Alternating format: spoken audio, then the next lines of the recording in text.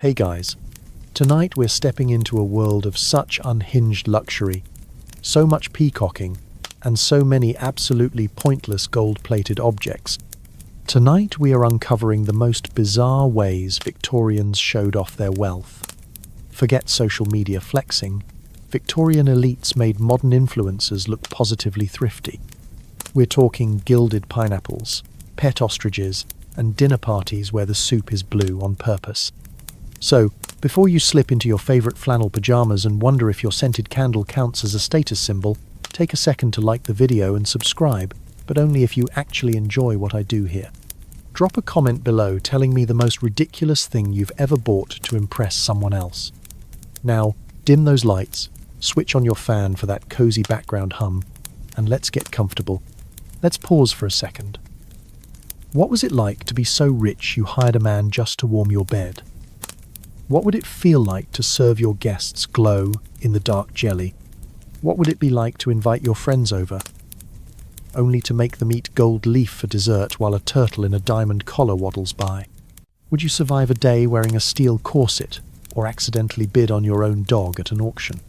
And would you survive a dinner where every guest brings their own footman just to stand behind their chair and look decorative? Congratulations, you've just woken up in 1893. Your house has 16 parlours. The furniture has more embroidery than a wedding dress, and your neighbours are peeking through the drapes, judging you for owning only one stuffed peacock. Welcome to the gilded, gloriously bizarre world of Victorian showing off. Good luck.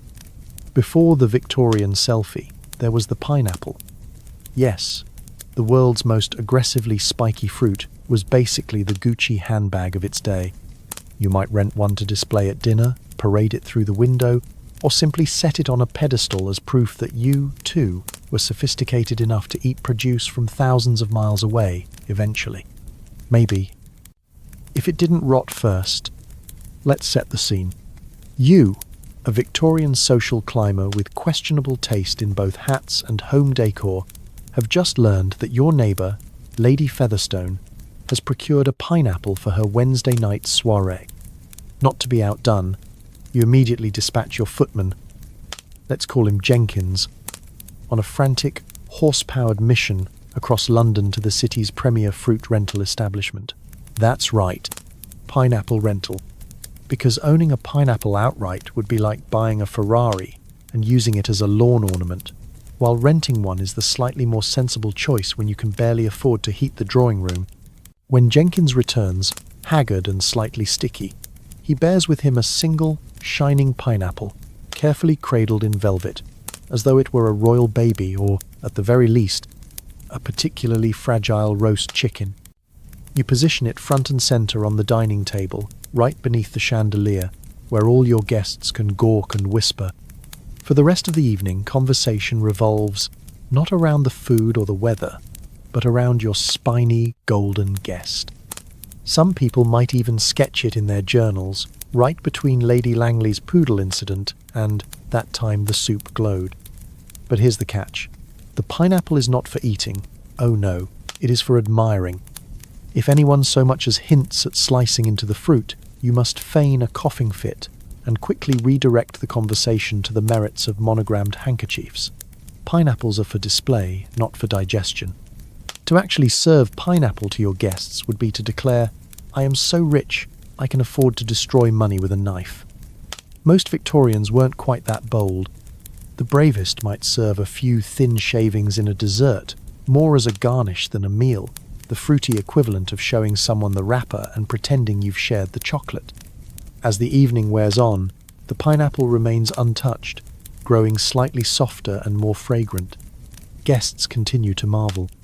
The air is thick with candle smoke, gossip, and just a hint of tropical humidity. You quietly pray that Jenkins remembered to purchase the pineapple insurance in case the cat knocks it over. Owning, or even renting, a pineapple is not without risk. By the time your last guest staggers home, stuffed with veal, jelly, and admiration, the pineapple has worked its magic.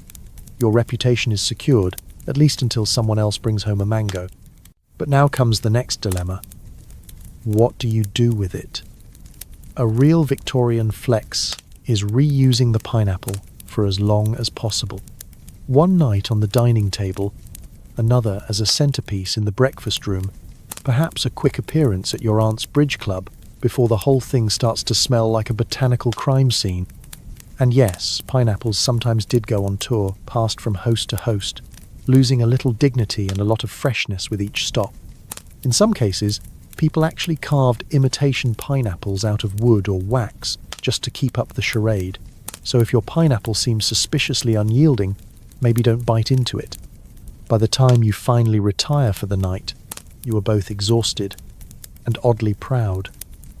You too have played the pineapple game and survived. The spiky fruit has been a ticket to admiration, envy, and probably a good deal of confusion among your less fashionable relatives.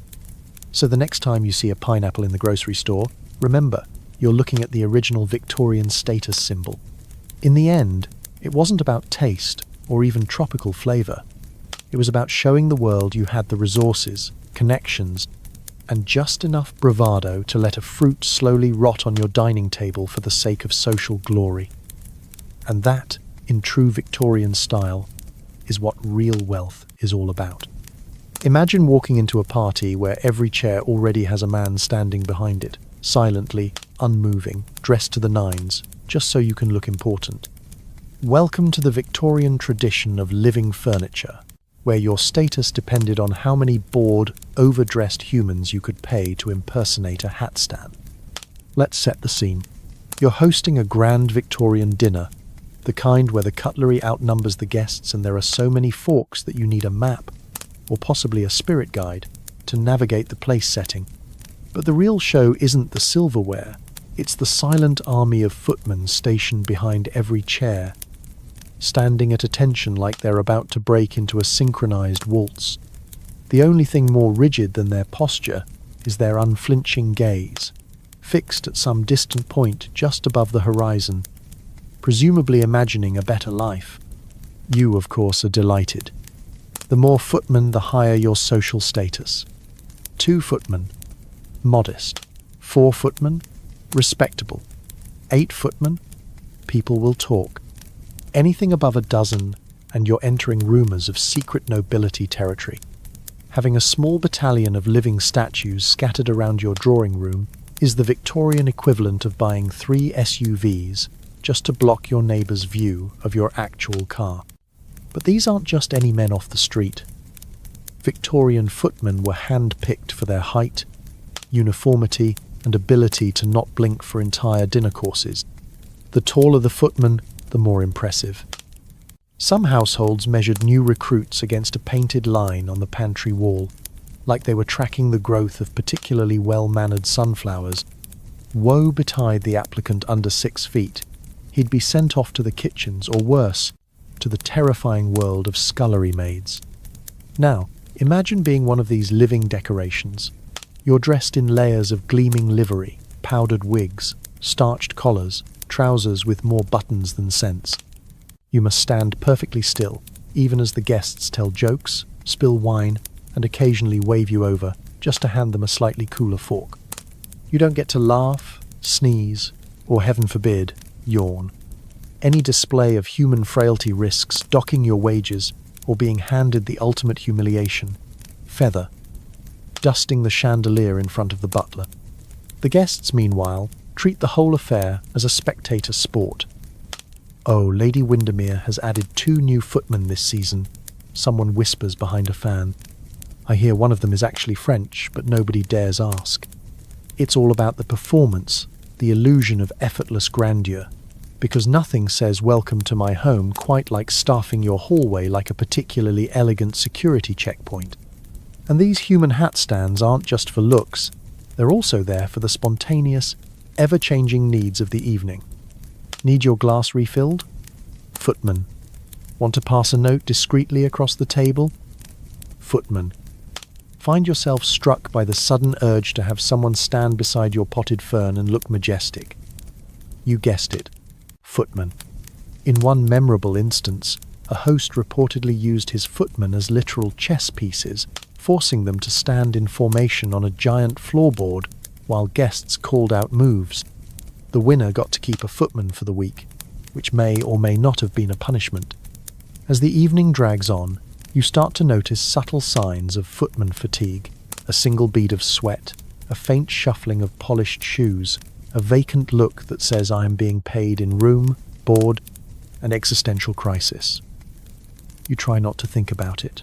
After all, the key to Victorian wealth isn't just having things, it's having people to hold those things for you while looking quietly miserable.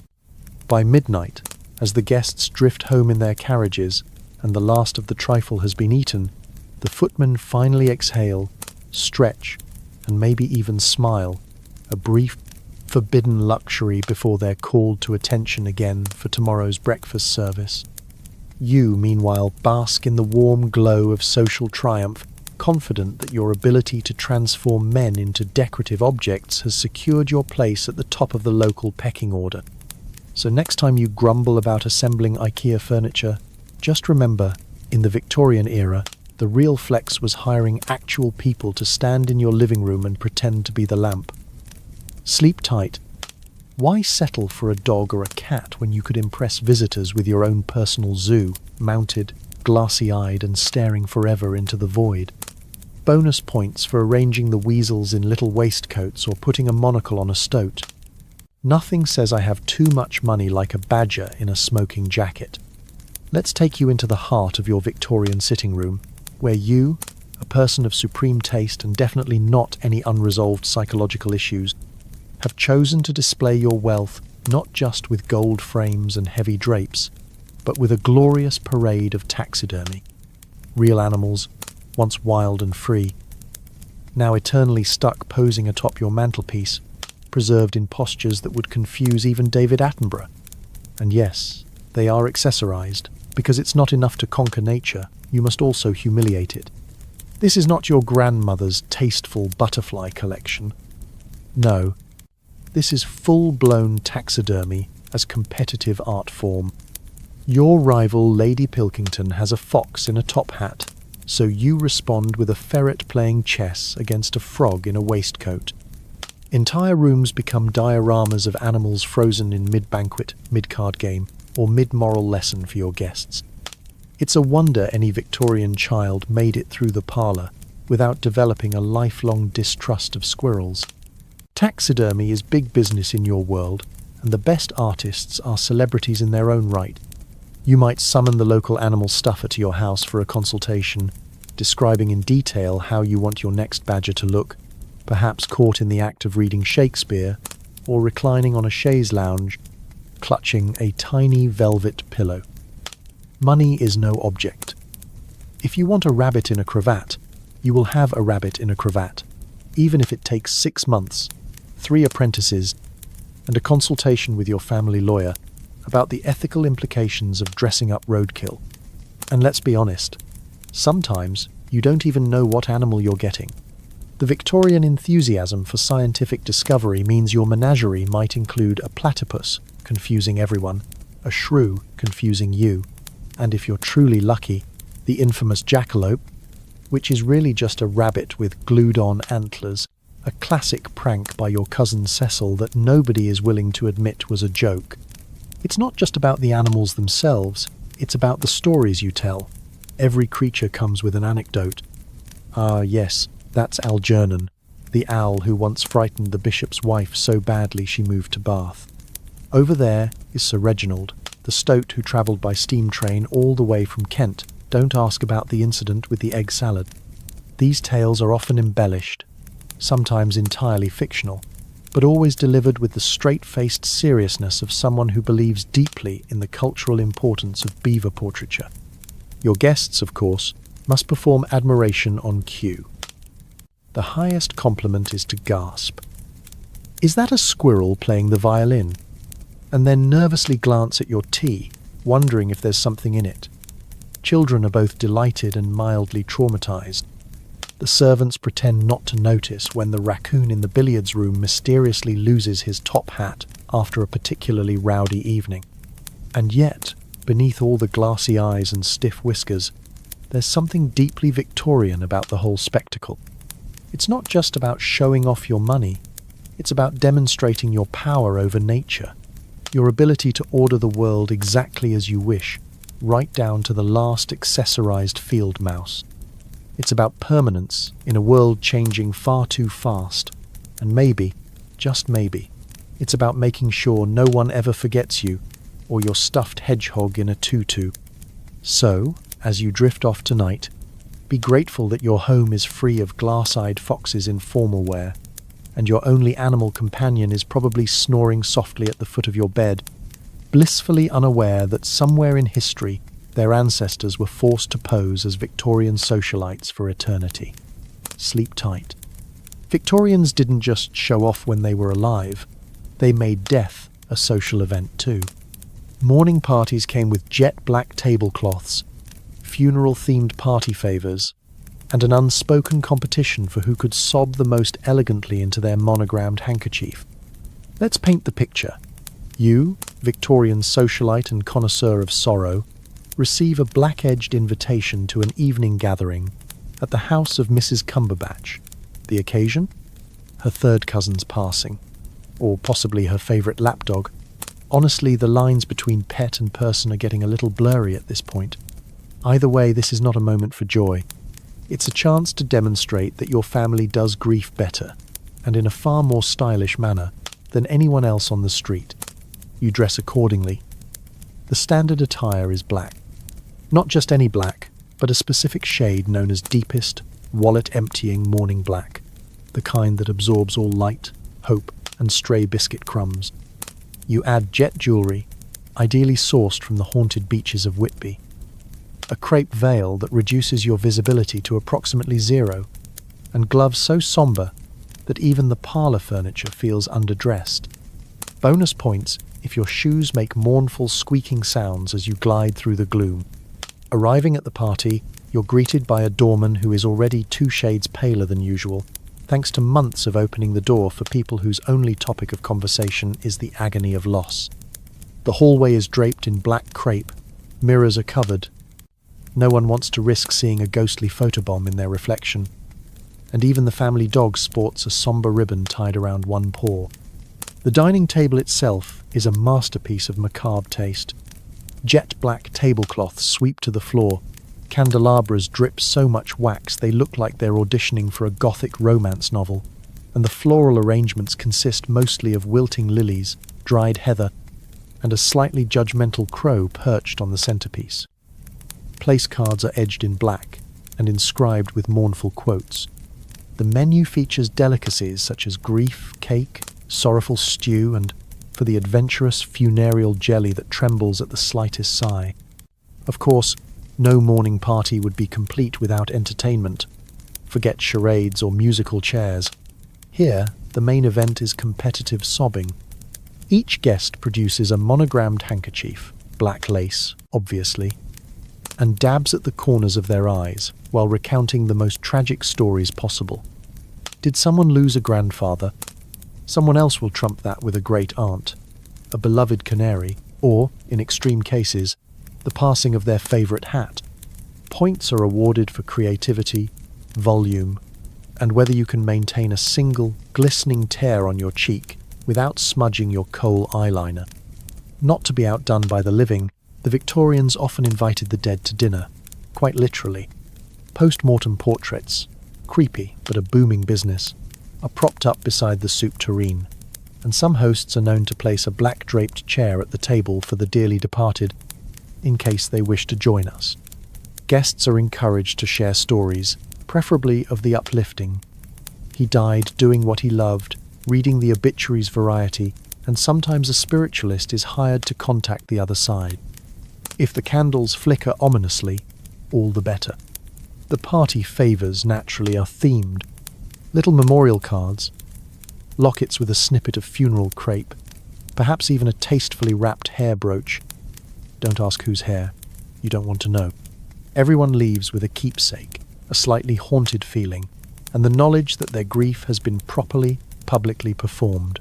The more dramatic the tears, the higher your social standing. But beneath the melodrama, there's something oddly comforting. Morning parties gave Victorians a way to gather, gossip, and flex their taste in melancholy decor. It was grief as pageantry, sorrow as sport, and just another opportunity to let the neighbors know you were suffering more beautifully than anyone else on the block. So next time you receive a party invitation, be grateful there's no dress code involving crepe, no requirement to outweep your rivals, and no grief cake on the menu. You get to skip the performance and just live, and maybe, as you drift off, you'll feel just a little relief knowing that tonight, nobody is judging your sorrow or your handkerchief. Sleep peacefully. You haven't really made it until even your soap is sitting in a gold-plated dish. Victorians covered everything in gold, from hairbrushes to toilet chains. No guest could open a bathroom cabinet without being blinded by wealth, or possibly electrocuted by some experimental brass gadget. Let's set the mood. It's a brisk Victorian morning, and you're brushing your teeth with a brush that cost as much as a pony when your gaze falls upon the gold-plated soap dish glimmering on the washstand. The sun hits it just right, reflecting pure, blinding affluence directly into your retinas. This is not a mistake. This is status. After all, what's the point of having money if your guests can't admire your prosperity while nervously washing their hands? In the world of Victorian high society, everything that could be gilded was. If it didn't move, it got dipped in gold. If it did move, it was told to hold still and accept its shiny fate. Bathroom fixtures? Gilded? Curtain rods? Gilded? The family cat's water bowl? Gilded? Although the cat, being a cat, was not impressed. In some of the grander homes, even the door hinges had delicate, gold-plated scrollwork, because nothing says welcome like a door that opens with a satisfying jingle and a subtle threat of bankruptcy. But the obsession went far beyond decoration. To the Victorians, gold was more than a precious metal. It was a social language, a way of telegraphing that you were a person of means, taste, and, most importantly, superior cuticle hygiene. A gold-plated hairbrush on your vanity wasn't about grooming. It was about making sure your friends knew you were brushing your hair with something that could pay off their debts. Guests, of course, were expected to notice. Enter the powder room, and you might be confronted by a small army of shining knickknacks. Gold-backed mirrors, gold-handled scissors, gold-capped perfume bottles, and, naturally, that infamous gold-plated toilet chain, allegedly modelled after the Queen's own. Victorian etiquette guides even included helpful hints like, don't mention the price of your neighbour's gold soap dish unless yours is bigger, shinier, or shaped like a swan. Sometimes, the gilding fever got wildly impractical. There were gilded bedpans which, while luxurious, did nothing to improve the actual experience. Gilded chamber pots, ostensibly for special guests, might be paraded out in emergencies, making for both an awkward conversation starter and a dazzling example of misplaced priorities. Ah yes, please relieve yourself into my retirement fund. And if you thought it ended at the washroom, think again. Even the humble coal scuttle by the fireplace wasn't safe from gold fever. Some Victorian homes featured gold-plated fireplace pokers, gold-inlaid bell pulls, and, in one legendary case, a gold-leafed mousetrap, because nothing says opulence like hunting rodents with precious metals. For many, the ultimate goal was to have guests leave your home seeing tiny gold spots in their vision for the rest of the afternoon. The more reflective surfaces, the better. At certain dinner parties, hosts would dim the lamps just so the gold plate on the dessert forks could take center stage, sending blinding flashes of prosperity in all directions. It was less of a meal and more of a high-stakes light show. Of course, all this gilding did come with drawbacks. Not only could you bankrupt yourself with a few careless purchases, nothing like explaining to your accountant why you needed a gold-plated hot water bottle, but there was also the ever-present threat of theft, or, more humiliatingly, tarnish. Entire armies of servants were deployed to polish, buff, and generally fuss over the gold surfaces, ensuring they remained as bright and envy-inducing as the day they were installed. In the end, it wasn't really about comfort, function, or even beauty. It was about the message. The soap might be ordinary, but the dish? That's gold, darling. And so are the curtain rings, the umbrella stand, and if you've truly arrived, the bell pull in the servants' quarters. So tonight, as you glance at your perfectly functional, unremarkable soap dish, maybe give it a little nod of thanks. At least it's not trying to bankrupt you or sear your corneas. And you, unlike your Victorian counterpart, can sleep easy knowing your plumbing is unlikely to be made out of gold, and that's a luxury in itself. Nothing screamed status like an animal that did not want to be there. The Victorian rich kept exotic pets, ostriches in the garden, monkeys at the breakfast table, and, in one case, a single giraffe whose job was simply to wander the estate and look confused. Let's drop you into your brand new Victorian menagerie, where the family dog has been demoted to background character and your party guests are far more interested in the large, bewildered birds circling your flower beds. Ostriches were a favourite, mostly because they're enormous, perpetually startled, and have the running speed of a Victorian train when sufficiently annoyed. Nothing says welcome to my country house like the threat of being kicked into a hedge by a bird the size of a velociraptor. If ostriches weren't your vibe, you could always turn to tortoises, another Victorian must-have. Tortoises have exactly zero interest in human affairs, but that didn't stop people from hosting tortoise teas, where everyone gathered around the lawn to watch the animal move, extremely slowly, from one cucumber sandwich to another. The real challenge? Pretending you weren't bored out of your mind after the first 5 minutes. Social success depended on how convincingly you could murmur, "Oh, look! He's nearly reached the azaleas," and sound as though this was, in fact, more exciting than watching paint dry. Of course, for the true trendsetters, monkeys were the ultimate breakfast table companion. Victorian hosts would sit a monkey down among the silverware, where it would promptly steal a spoon, fling a biscuit, or attempt to climb the drapes, much to the delight and occasional horror of assembled guests. Owning a monkey proved you were wealthy, eccentric, and just the right amount of unhinged. Plus, it was an easy way to test whether your guests valued their jewelry more than their dignity. But the real showstopper, the absolute pinnacle of Victorian pet ownership, was the giraffe. Now, you might be wondering, how does one acquire a giraffe? Simple. You know a guy who knows a guy who knows a sea captain. And then you wait 6 months for a ship to arrive smelling suspiciously of hay, fruit, and mild regret. Once on your estate, the giraffe's sole responsibility was to exist in a state of constant confusion, peering over hedges, nibbling at the roof, and generally looking as though it's considering calling its travel agent. Having an exotic pet wasn't just about the animal, it was about the display. You'd give grand tours of the grounds, steering guests past the swan pond, quite ordinary really, and toward the main attraction, your pet flamingo, lounging in a heated pond built at enormous expense, or the aforementioned giraffe, who would eye your guests with the quiet desperation of someone who did not sign up for any of this. Children were often drafted into parading the pets on ribbons, like slightly traumatized living accessories.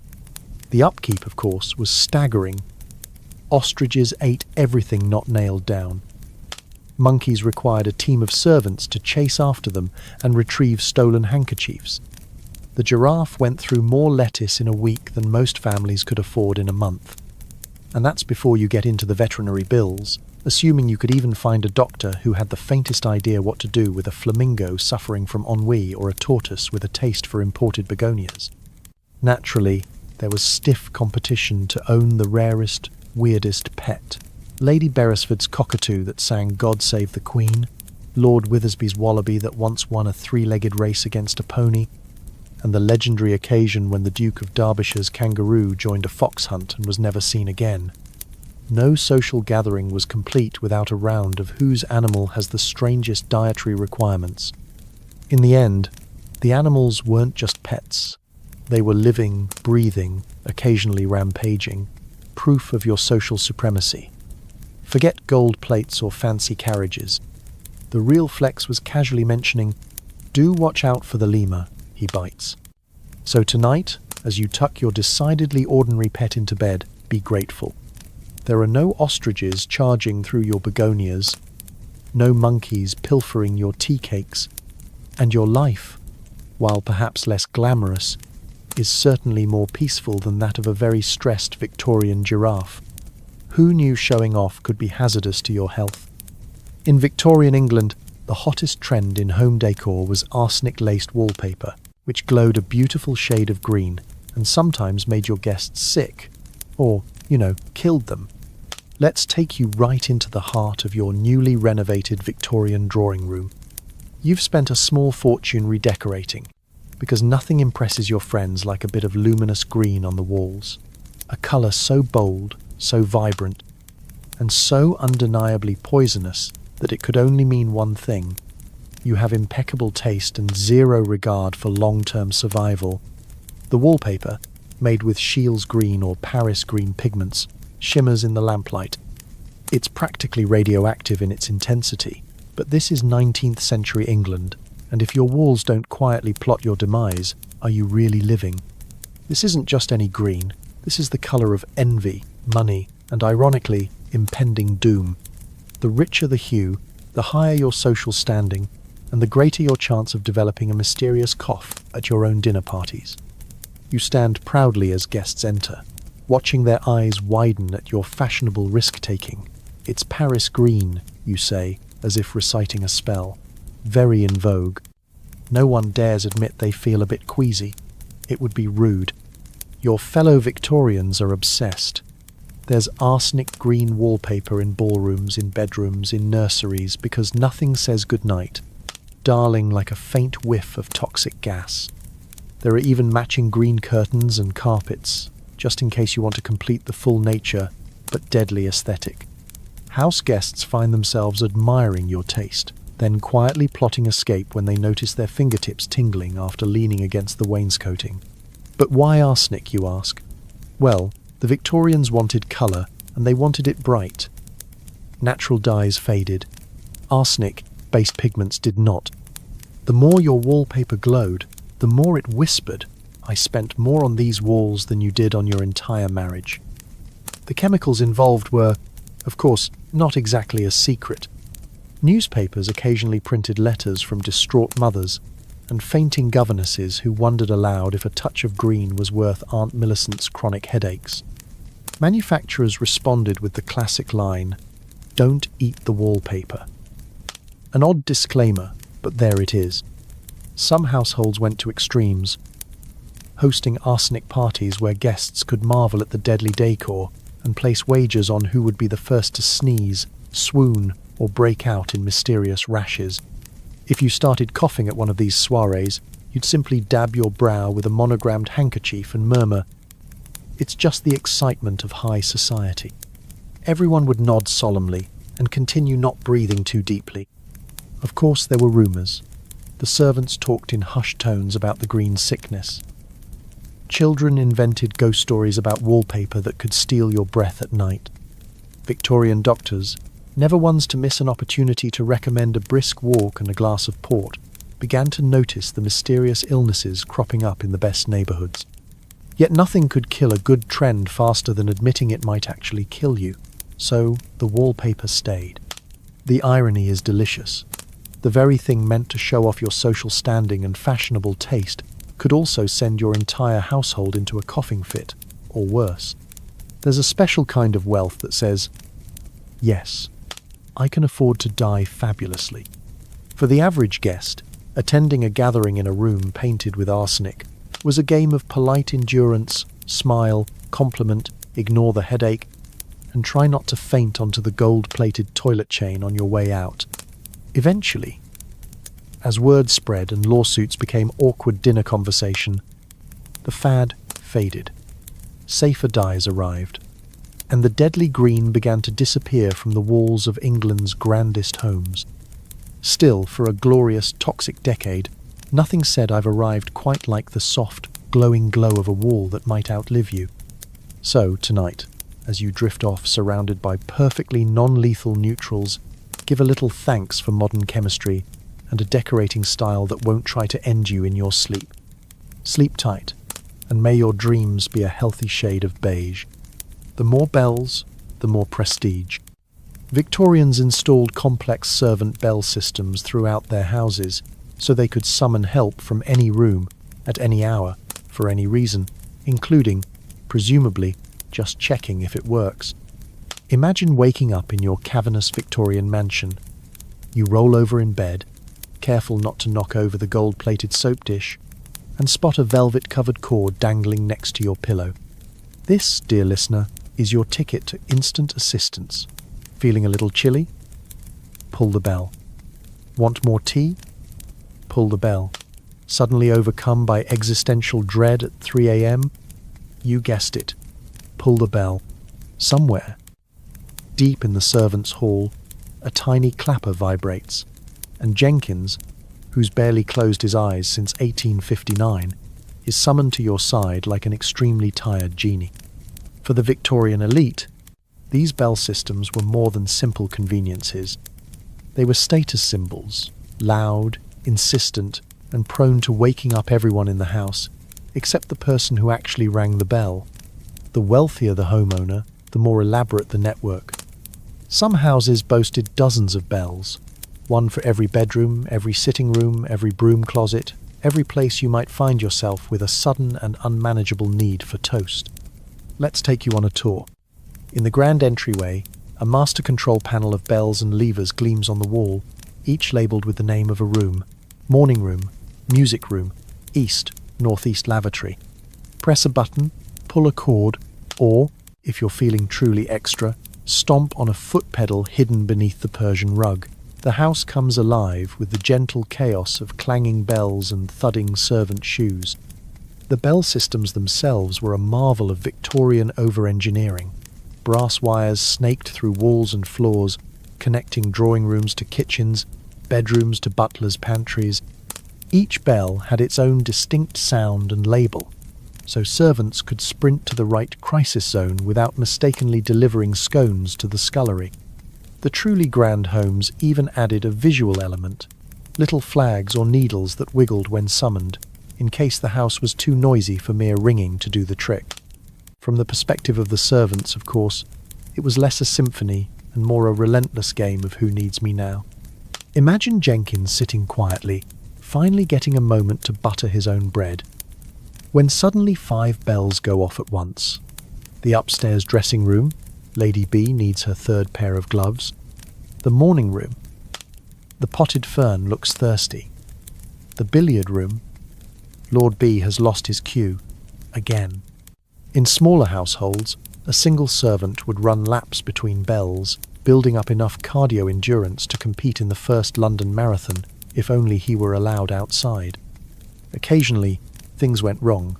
The wires tangled, a mouse nibbled through the line. Some mischievous houseguest, usually a small child or a bored duchess, discovered you could pull all the bells at once and cause a minor household panic. Once, in the infamous case of Lord Trumbull, an accidental tug on the library cord resulted in 6 footmen, a housemaid, and one thoroughly confused spaniel rushing in to witness him struggling with a crossword puzzle. But the point wasn't just convenience or comedy, it was power. The bell system reminded everyone that you, the homeowner, were in charge, the conductor of your own household orchestra.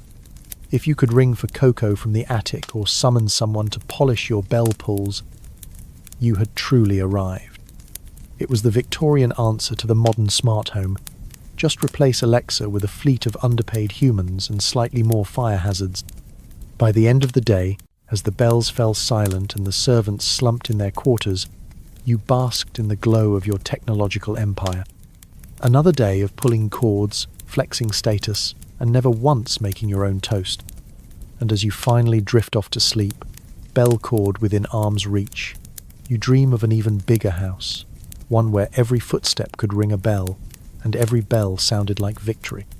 So tonight, as you turn off your phone and settle in, remember, at least your notifications can be muted, and no one is going to burst into your room carrying a tray of lukewarm tea just because you twitched in your sleep. Sleep well, and may all your bells stay blessedly silent. Victorian parties meant dressing up, sometimes literally as a block of cheese or an allegory of agricultural prosperity. Crinolines set on fire, corsets threatened internal organs, and the more ribbons you wore, the more you were applauded for taste. Step into your own candlelit ballroom, the air thick with perfume, candle wax, and a slight haze of panic. You're invited to the social event of the season, the masked fancy dress ball. This isn't just an excuse to show off your wealth. It's an arms race for the title of most outrageously dressed guest. You spend weeks preparing, poring over fashion plates, and consulting with dressmakers whose work is less about sewing and more about light construction. The goal is clear: be seen, be admired, and ideally, not be set on fire. Let's start with the ladies. The crinoline is all the rage, a steel-hooped, skirt-expanding nightmare that transforms you into a walking side table. It takes 3 maids, a prayer, and possibly a mechanical lift to get you into it. The finished effect is stunning from a distance. You sweep into the room, occupying as much space as humanly possible, commanding respect and at least one entire square yard of parquet. The downside? Navigating doorways becomes an Olympic sport, and you live in constant terror of brushing against a candelabra. Crinoline-related blazes were so common that the fashion pages sometimes included tips on graceful self-extinguishing. And then there's the corset. Every true Victorian fashion victim knows a snatched waist is the ultimate symbol of elegance, even if it feels like you're being gently crushed by an anaconda wearing lace. "Just one more tug," says your maid, as your liver quietly files a formal complaint. You're expected to eat, dance, and make witty conversation while your ribs press dangerously close together. Your lungs are somewhere up by your collarbone, and your voice has taken on a delightfully breathless quality. Suffering for beauty has never been so literal. Now, the men aren't spared. Victorian gentlemen dress with a kind of self-important theatricality. Velvet jackets, breeches, elaborately knotted cravats, and more hair oil than a small apothecary. Some go the extra mile and come costumed as historic figures, Roman senators, or famous cheeses. The ultimate party flex is to appear as something nobody else thought of, like the spirit of the railway age or an allegory of reasonable rent. The downside? Your headgear might weigh more than your social anxiety. The colour and decoration wars are fierce. For the truly daring, the more bows, ribbons, feathers, and silk flowers, the better. Subtlety is for the poor. If you look like you fell into a haberdashery and lost the fight, you're winning. Even gloves and shoes are encrusted with embroidery and pearls. There's a real risk that your outfit could be mistaken for dessert. Of course, fancy dress comes with hazards. Crinolines catch on furniture, corsets induce fainting spells, and capes trip up the unsuspecting. Costume malfunctions are inevitable. One moment you're spinning gracefully. The next you're dragging a lampshade, a chair, and possibly a small dog in your wake. There's always a chance that your ensemble will detach at the worst possible moment, launching a cloud of feathers across the room and into Lord Fiddlethorpe's soup. But the most perilous element is the candlelit venue itself. Open flames everywhere. A stray sleeve or a misjudged twirl, and suddenly you're less belle of the ball and more emergency drill. The newspapers tell cautionary tales of the annual ball where 3 skirts smouldered and one guest dressed as a sheaf of wheat became a cautionary tale for years to come. Still, the rewards are great. The bolder your outfit, the more you're whispered about for weeks. To be the talk of the town is worth every bruise, scorch mark, and partially collapsed lung.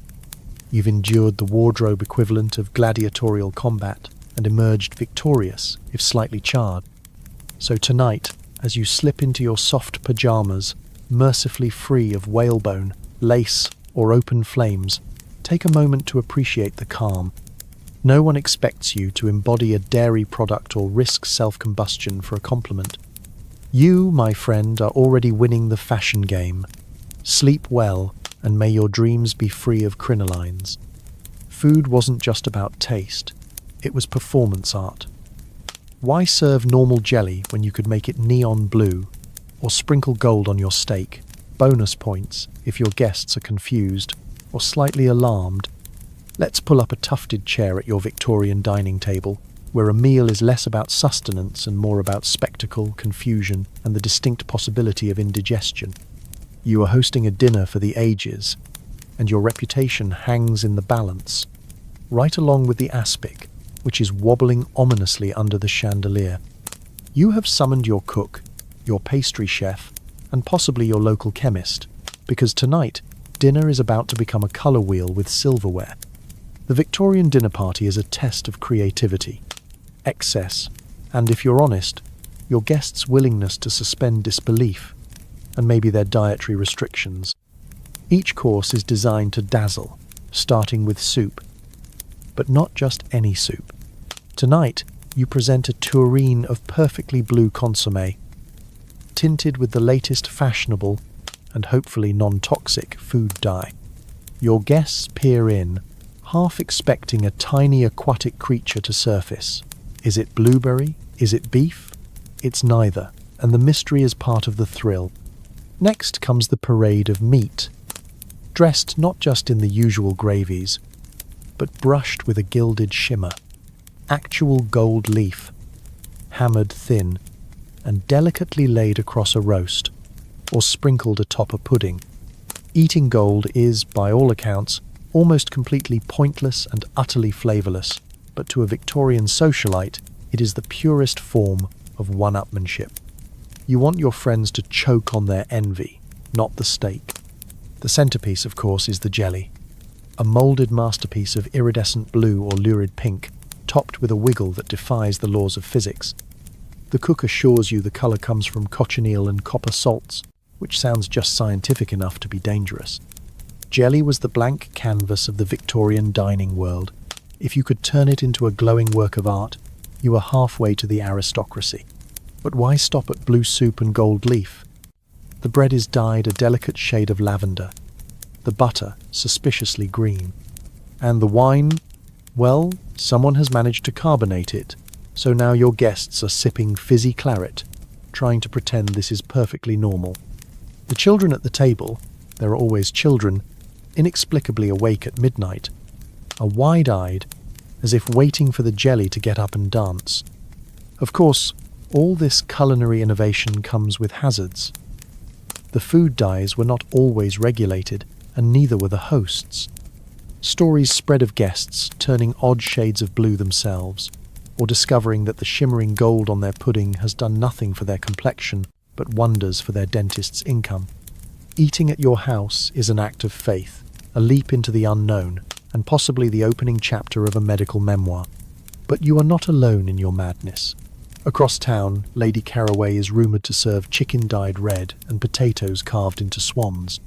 Sir Billingham insists on pea soup that glows faintly in the dark, and there's talk of an ambitious gentleman who tried to serve an entire rainbow of eggs, only to discover that some guests drew the line at purple yolk.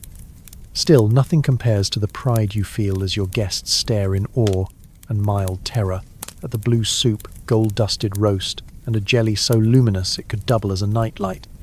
This is not just a meal, it's a statement. You are bold, you are inventive, and you are not afraid of a little food colouring. So as your guests stagger home, slightly dizzy and not entirely sure what they've consumed, you can rest easy. You have fed them, entertained them, and ensured they will talk about your dinner party for years. And as you drift off, be grateful that your midnight snack is just toast, not a performance review for your taste buds.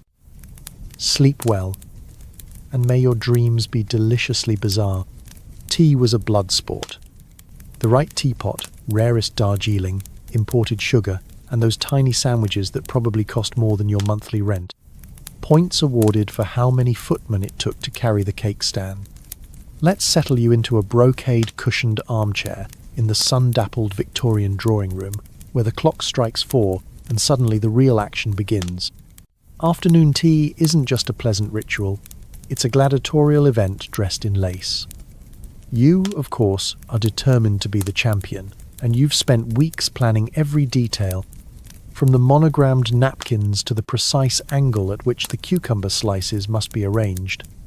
Thinner than a debutante's patience. The stakes are high.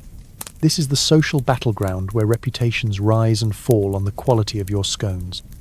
The invitations have gone out, crested, handwritten and scented with lavender, each one a subtle threat to your rivals.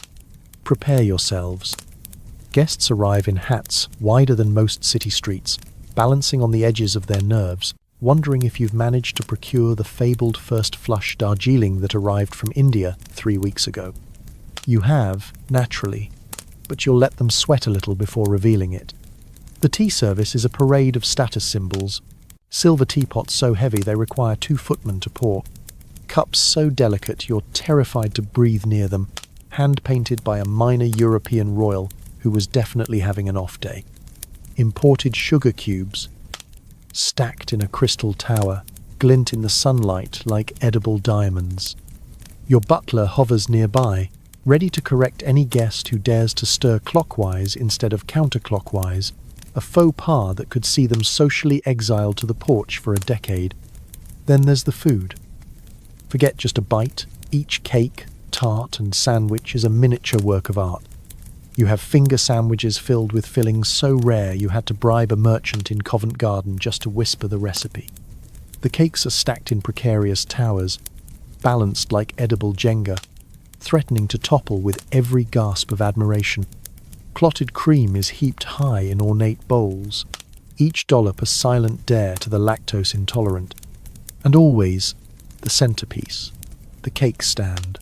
The more footmen required to carry it, the more impressed and slightly alarmed your guests should be. 5 tiers? Modest. 8? Respectable. Anything higher and you risk needing a structural engineer. There are stories, possibly true, possibly invented after too much sherry, of a duchess whose cake stand collapsed mid-tea, burying her under a landslide of eclairs and social embarrassment. It's not just about the food and drink. It's about the conversation, which is itself a competitive sport. Every compliment is laced with subtext. "What a lovely tea, my dear," says Lady Trivet, as she eyes your rare souchong with envy. "I do hope your tea leaves weren't overbrewed. Oh, they're perfect. How clever of you." Around the table, every eyebrow raise and delicate nibble is loaded with decades of rivalry, unspoken family feuds, and more gossip than the local paper. All the while, the servants orchestrate a ballet of napkin folding, cup refilling, and crumb retrieval. If one so much as sighs in exasperation, you'll hear about it at church on Sunday. Your mother-in-law, who has attended tea since before the Crimean War, judges the proceedings with a gaze that could curdle milk. When the final crumb is swept away and the last guest departs, carefully balancing their leftover macarons, you breathe a sigh of relief. Another afternoon, another victory. Your scones rose higher than anyone's expectations. The tea was flawless, and no cake stands collapsed on your watch. So, as you settle into your own quiet cup of evening tea, no rivalries, no pressure, and certainly no footman standing by, be grateful. Your biscuits may be store-bought, but at least you don't have to win at tea to enjoy them. Sleep well, and may your dreams be peaceful, with scones that never fall flat. Nothing says wealth like employing a real, living person to dress as a druid and lurk in your shrubbery for years on end. Never allowed to speak, shave, or leave the garden. It was a real job. The pay? Absolutely terrible. Let's step out into your grand Victorian estate, where the roses are manicured, the fountains babble softly, and just beyond the hedge maze, someone's uncle is living out his days dressed in moss and silence. Hiring a garden hermit was the ultimate way to show off not just your wealth, but your absolute command over the art of pointless eccentricity. It's one thing to collect peacocks or ostriches, it's another to acquire your own personal bearded philosopher, placed strategically for maximum existential impact. Here's how it worked. You, as the lord or lady of the manor, would post an advertisement seeking a genuine, melancholic character, willing to forego all modern comforts, social interaction, and basic grooming for an indefinite period of time. Applicants, often down on their luck and looking for room, board, and some measure of quiet desperation, would apply to live in a specially constructed hermitage, a sort of designer hut at the far edge of your rolling lawn. Sometimes the hermit was issued a staff and a robe. In other cases, he was simply handed a sackcloth, told to look wise, and left to his own leafy devices. The job description was deceptively simple. Never leave the grounds, never cut your hair or beard, and most crucially, never ever speak to the guests. Your presence alone was the spectacle. As your friends wandered the grounds, perhaps after a long lunch of blue soup and gold-dusted pudding, they would stumble upon the hermit. There he would be, perched on a stone, eyes gazing into the distance, projecting the aura of someone contemplating the deep mysteries of life, or just wondering what time the next meal would arrive. Sometimes, guests would test the boundaries, attempting to coax a word out of the hermit with gifts, jokes, or philosophical conundrums. The more steadfast his silence, the more impressed everyone was by your commitment to the art of living sculpture. A truly successful hermit could go years without a haircut or a conversation, becoming so encrusted with local lore that he might as well have sprouted roots. And of course, the hermit's living quarters were as rustic as possible, in keeping with the noble, savage aesthetic. No soft beds or scented candles, just a simple bench, perhaps a fireplace if the estate was feeling generous, and all the existential dread one could wish for. Meals might be delivered, or the hermit might be left to forage for berries and contemplate the pros and cons of eating ornamental toadstools. The Victorian love for garden hermits wasn't just about entertainment. It was a performance of melancholy and wisdom, the human version of a weathered statue. It allowed hosts to signal their own depth and sensitivity, as if saying, not only can I afford gold-plated toilets and arsenic wallpaper, but I also have the means to sponsor my very own living metaphor for solitude. There were even hermit etiquette guides, advising on the appropriate ways for guests to encounter the hermit. Hint: speak softly, act surprised, and always compliment his moss. But let's not romanticize it too much. The life of a garden hermit was, by most accounts, lonely, uncomfortable, and poorly paid. Few lasted more than a year before sneaking off in the night, beard trailing behind, looking for a better gig, perhaps as a footman, or at the very least someone allowed to use soap. So tonight, as you lie comfortably in your bed with no obligation to wear sackcloth or ponder life's mysteries for someone else's amusement, take a moment to be grateful. Your garden may be hermit-free, but your life is full of actual choices. Sleep well, and may your dreams include only the friendliest of shrubbery. Why help the poor when you can cosplay as one? The Victorian elite held poverty parties, where guests dressed in rags, ate gruel, and then compared diamond cufflinks at the end of the night. Empathy, but make it fashionable. Let's wander into the lamplit world of the upper crust, where your neighbour's favourite new pastime is not actually helping anyone, but throwing the most on-trend poverty party of the season.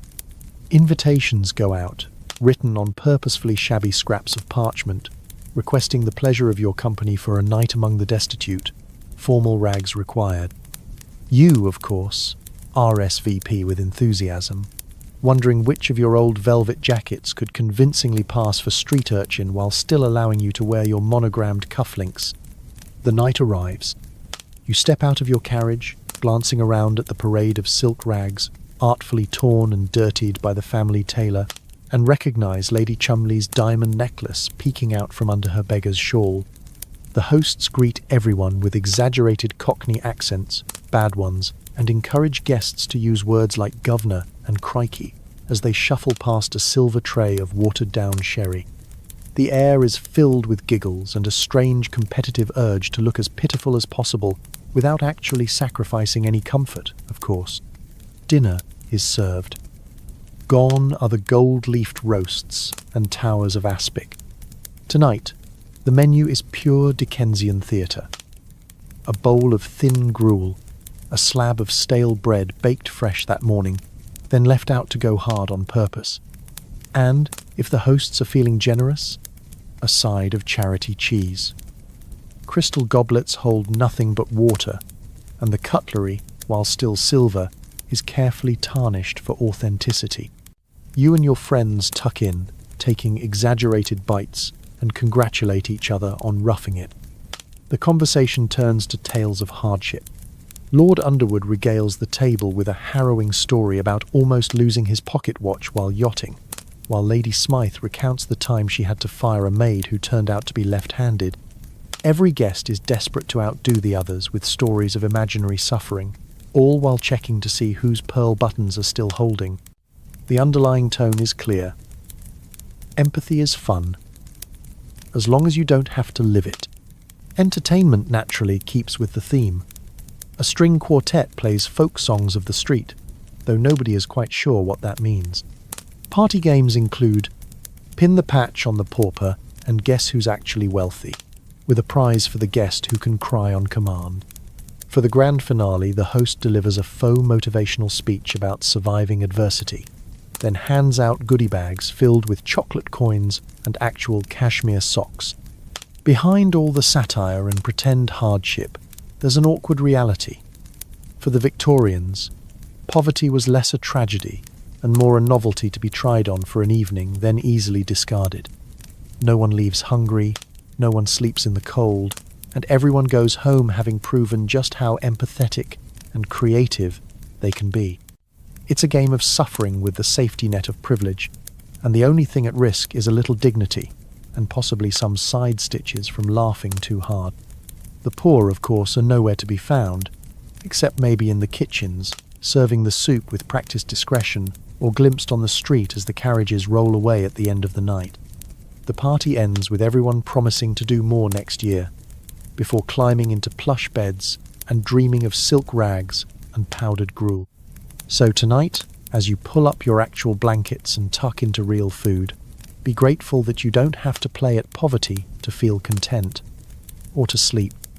Because empathy isn't about the costume, and real hardship doesn't come with a party favor. Sleep well, and may your dreams be rich in all the ways that matter. Forget subtlety, the Victorian bathroom was the ultimate place to show off. Indoor plumbing was new, expensive, and if your toilet didn't look like the entrance to Versailles, you were basically a peasant. Let's pull back the velvet curtain on your private sanctuary. The Victorian bathroom, or, as it should rightfully be called, the hall of unnecessary luxury. You, being a person of taste and means, understand that guests may never see your boudoir, but they will almost certainly find an excuse to visit your loo, so it has to be a spectacle. The journey from sitting room to water closet is less about answering nature's call and more about stepping into an interactive museum of pipes, porcelain, and ostentatious hardware. The first thing that greets your guests is the door, a mahogany slab with gilded handles and perhaps an inscription in Latin, just to set the tone. Inside, the walls are tiled in gleaming patterns, imported at great expense from Italy, and the floors are a checkerboard of marble and possibly regrets. If the lighting isn't gaslit crystal, what's even the point? You want visitors to feel like they're about to commune with royalty, or, at the very least, accidentally break something worth more than their house. Now, to the main attraction, the throne itself. Victorian toilets were marvels of design, standing tall and proud, with high wooden cisterns and intricately carved seats. Flushing was accomplished with a gold-plated chain that hung from the ceiling like a festive noose, beckoning you to give it a try. The flush was an event, loud, dramatic, sometimes requiring a warning bell in the next room.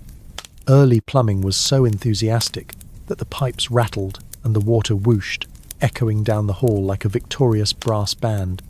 If you really wanted to impress, you could spring for a matching bidet, although explaining its purpose to your dinner guests was another challenge entirely. And then there were the accessories: silver-plated toilet brushes, monogrammed towels, perfume bottles shaped like swans, and even a discreet little stool for resting your feet. No detail was too small to be bedazzled. Some hosts went as far as commissioning painted ceiling frescoes, so even a moment of privacy could be spent pondering scenes from classical mythology. Or, for the more avant-garde, a dramatic panorama of ancient Rome, starring your family as toga-clad deities. But the real flex was indoor plumbing itself. At a time when most people were still using outdoor privies, chamber pots, or the infamous thunderbox, having a proper flush toilet inside your home was nothing short of miraculous.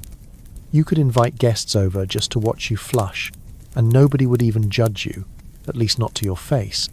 Plumbing inspectors became minor celebrities, and the newspapers were filled with tales of pipes that burst, drains that sang, and water closets that could be heard in the attic. There were, of course, some drawbacks. Early plumbing was not subtle. Sometimes the water pressure got a little too ambitious, resulting in dramatic geysers and impromptu bathroom renovations. Servants lived in dread of leaks, blockages, and guests who couldn't figure out the flush mechanism and had to be rescued with the help of 3 footmen and a technical diagram. Every new advance in toilet technology was a chance to outdo your neighbours until, inevitably, someone's ceiling caved in from an over-enthusiastic flush. Still, the Victorian bathroom was the great equalizer of the elite.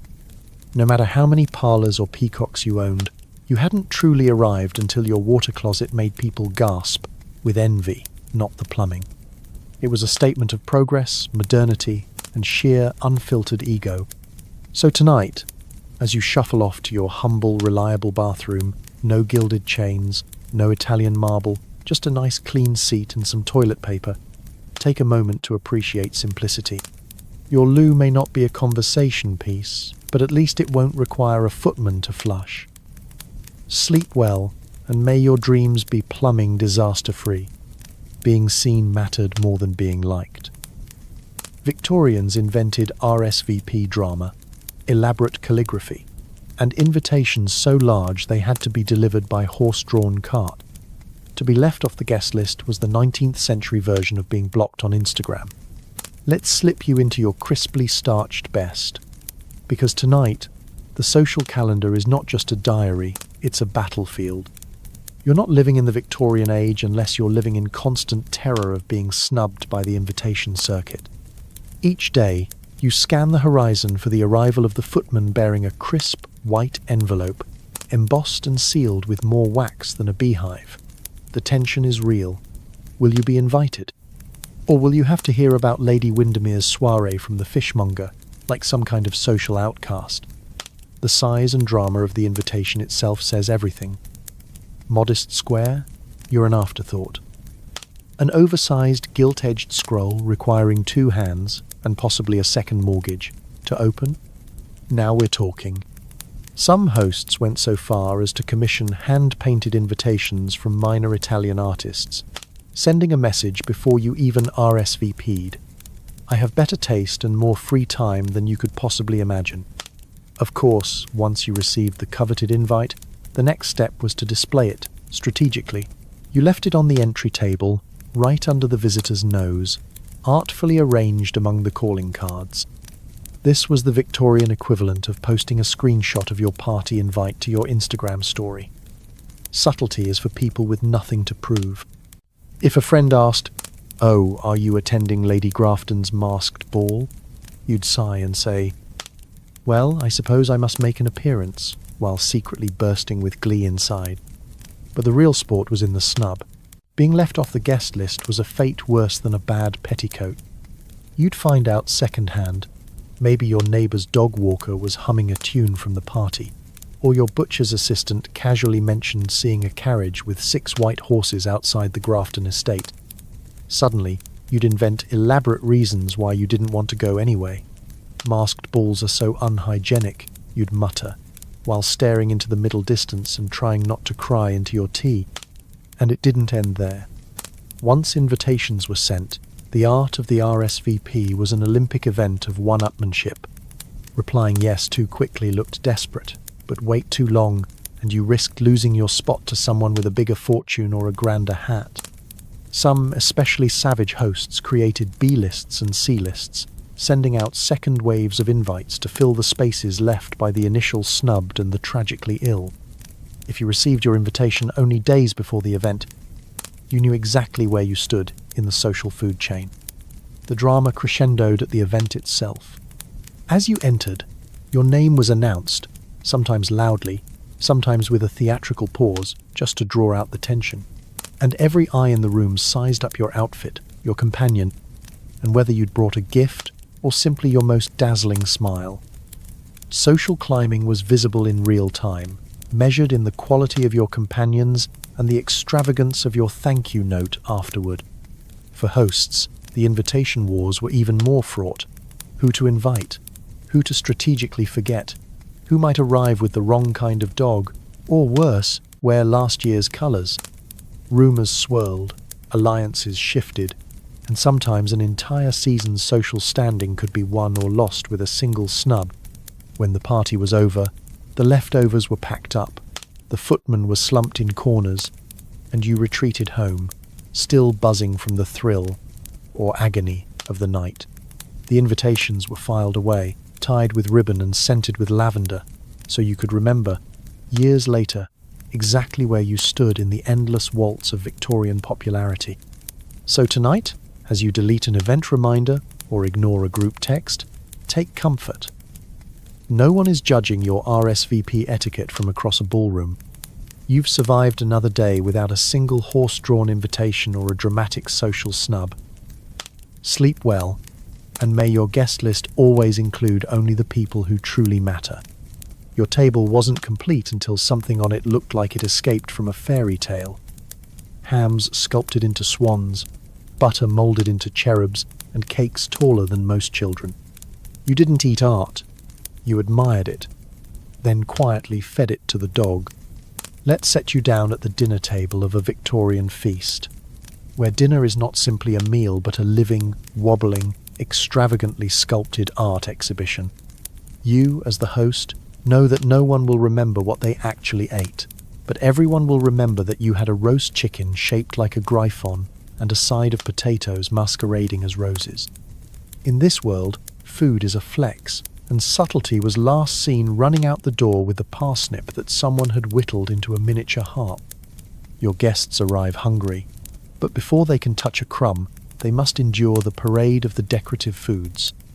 The butler, chosen for his steady hands and resistance to poultry-related stage fright, leads the procession, bearing a platter so ornate you could see your anxious reflection in the gravy.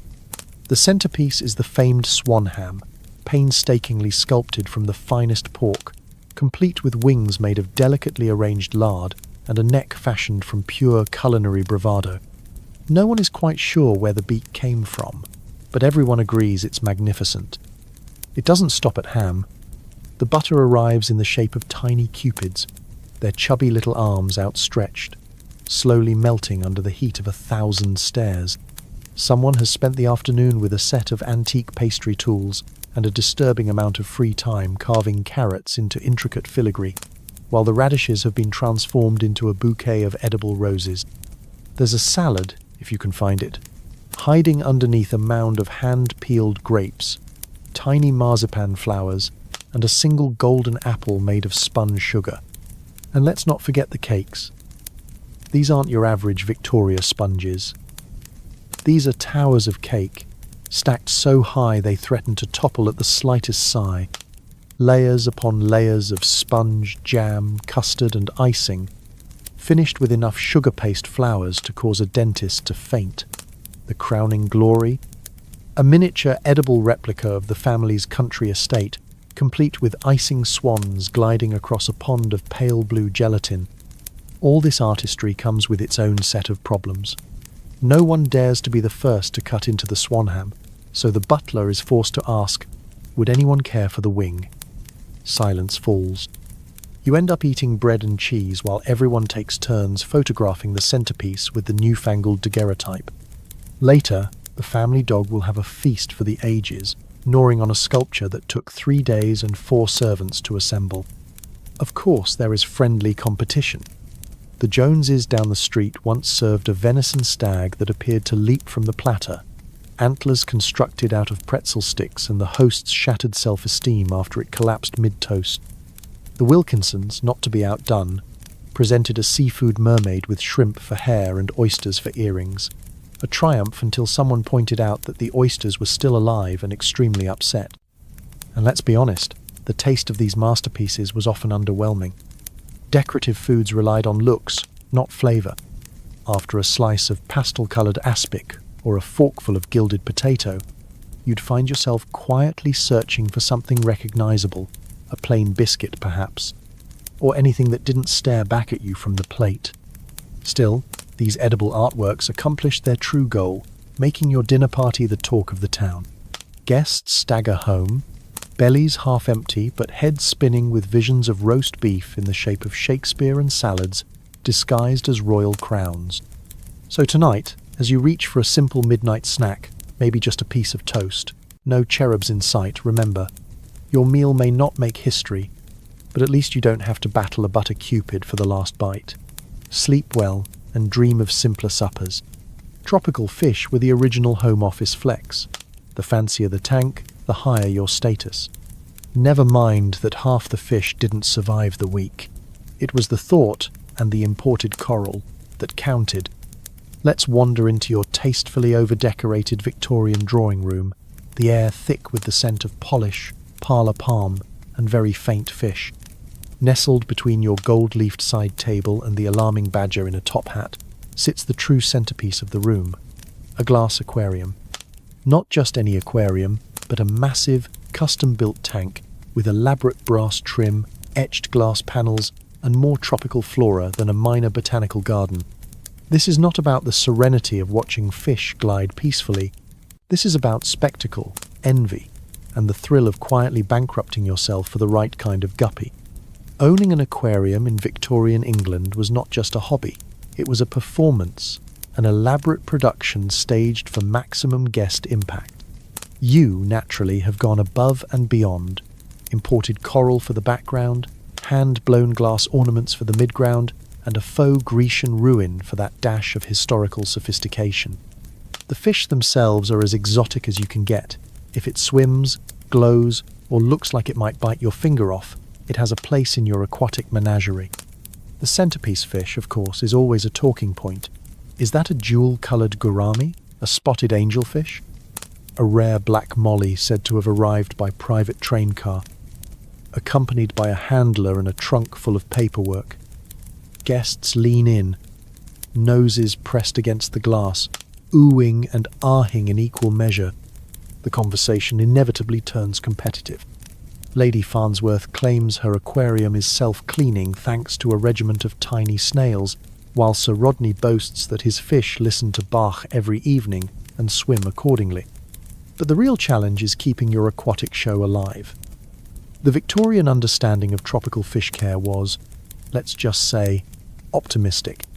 Your footman has spent more hours than he cares to admit, replacing dead tetras, fishing out the evidence before breakfast, and arranging the survivors to look extra lively for visiting company. You pretend not to notice the mounting mystery fish bill from the local apothecary. Keeping up appearances is a full-time job, and if your tank looks lively enough for tea, you have succeeded, even if the actual residents change from week to week. And it isn't just the fish. The Victorian drawing room aquarium is a riot of accessories. There are imported water lilies that require careful pruning, tiny silver feeding spoons for the choosiest inhabitants, and a constant parade of odd gadgets, miniature water wheels, coral fans, and even the occasional clockwork diver bobbing along the bottom. No expense is spared to create the illusion of a pocket-sized Amazon rainforest, never mind the damp smell or the occasional tragic escapee flopping under the settee. The guests, meanwhile, are expected to express the right amount of awe, and, if possible, a touch of envy. My, how active they are, says Lady Pinwhistle, carefully ignoring the motionless goldfish at the back. Such a lively tank, remarks another, politely overlooking the fact that two of the snails are suspiciously motionless and the coral has started to look a little too real for comfort. But it's worth it, because the aquarium is more than just a conversation piece. It's a statement. A glittering, bubbling, occasionally disastrous monument to Victorian ambition. You have brought the world to your parlour, imported beauty at great expense. and now preside over a miniature kingdom of fish with more baggage than your last family reunion. So tonight, as you glance at your own unremarkable goldfish bowl, or perhaps just close your eyes and listen to the quiet hum of the fridge, take comfort. There are no tropical emergencies, no fish with delicate constitutions, and no footmen required to secretly swap out deceased guppies at midnight. Sleep well, and may your dreams be calm, clear, and gloriously aquarium-free. Not content with simply writing a letter, Victorians drenched their correspondence in exotic perfumes. Every whiff announced, "This paper cost more than your shoes." Let's sit you down at your antique writing desk, bathed in the soft glow of gaslight and surrounded by monogrammed papers, golden letter openers, and enough inkwells to arm a small battalion of poets. It's time to compose your daily correspondence. But just putting pen to paper simply won't do. Not if you want your message to waft its way through the social hierarchy and leave your rivals coughing up envy and possibly a lungful of rosewater. In Victorian society, how you wrote was almost as important as what you wrote. Anyone could scrawl out a note, but only the truly elite turned letter writing into a multi-sensory experience. Stationery was thick, heavy, and embroidered at the edges, sometimes with a lace trim, sometimes with actual gold thread, because subtlety had long since left the building. But it was the scent that really sealed your status. Before you even read the first word, you were enveloped in a cloud of imported perfume. Lavender from Provence, sandalwood from the Indies, rose attar harvested by monks on moonlit hillsides, or whatever the it scent of the season happened to be. The ritual was everything. You dab your chosen fragrance delicately onto the paper, never too much, unless you wanted your letter to double as a chemical weapon. For the over-enthusiastic, accidents did happen. A little too much eau de cologne, and suddenly your invitation to tea could be detected from the next county, or set off sneezing fits for the next 3 recipients in the postal chain. Still, the risk was worth the reward, because a letter that merely arrived was pedestrian. A letter that announced itself with an intoxicating cloud. Now you were playing the Victorian game at championship level. This olfactory arms race led to all sorts of creative excess. Some Victorians sent entire scented packages, letters bundled with sachets of dried lavender, petals or spices, turning the post into a sort of mobile potpourri parade. Others pressed flowers between the pages, so your missive arrived with the faded promise of a summer long past, or, in the case of particularly adventurous souls, a few pressed bugs, nature, but make it fashionable. For the recipient, opening a scented letter was a full experience. The scent would hit before the handwriting, before the carefully penned "dearest cousin" or "my most cherished friend." You'd take a delicate sniff and try to decode the message before even reading it. Ah, a hint of violets must be from Lady Woodhouse, who's always 3 seasons ahead of everyone. Or perhaps patchouli, definitely from that bohemian poet with questionable hygiene. The more exotic and complex the fragrance, the more refined, or ridiculous, your reputation. Of course, not everyone was delighted by this fragrant arms race. Postal workers complained of mysterious odours leaking from mailbags. Family dogs developed a sudden interest in the postman. Guests at parties would be seen discreetly sniffing their gloves after handling a particularly pungent invitation, just to make sure the scent didn't linger and betray their social affiliations. Scented duels became a thing. Who could identify the most notes in a single letter, or guess the sender by scent alone? The Victorians even devised etiquette rules for the scented letter. It was acceptable to use floral scents for friendly correspondence, musky or spicy perfumes for love letters, and the faintest wisp of citrus for condolences. Sending a letter that smelled off was a social faux pas, rivaled only by using cheap paper or, horror of horrors, running out of sealing wax. Still, for all its excess, perfumed correspondence was the social media flex of its day, a way to leave an impression without saying a word. Your reputation arrived before you did, swirling around the drawing room and lingering long after the ink had faded. So, tonight, as you respond to a text or jot a note on a sticky pad. Take a moment to be grateful that your messages don't require a gas mask or a botanist's degree to decipher. Sleep well, and may your dreams be lightly scented with only the calmest lavender. Philanthropy was all about being seen. If you donated, you made sure everyone knew. Sometimes by throwing a ball in your own honour and charging entry.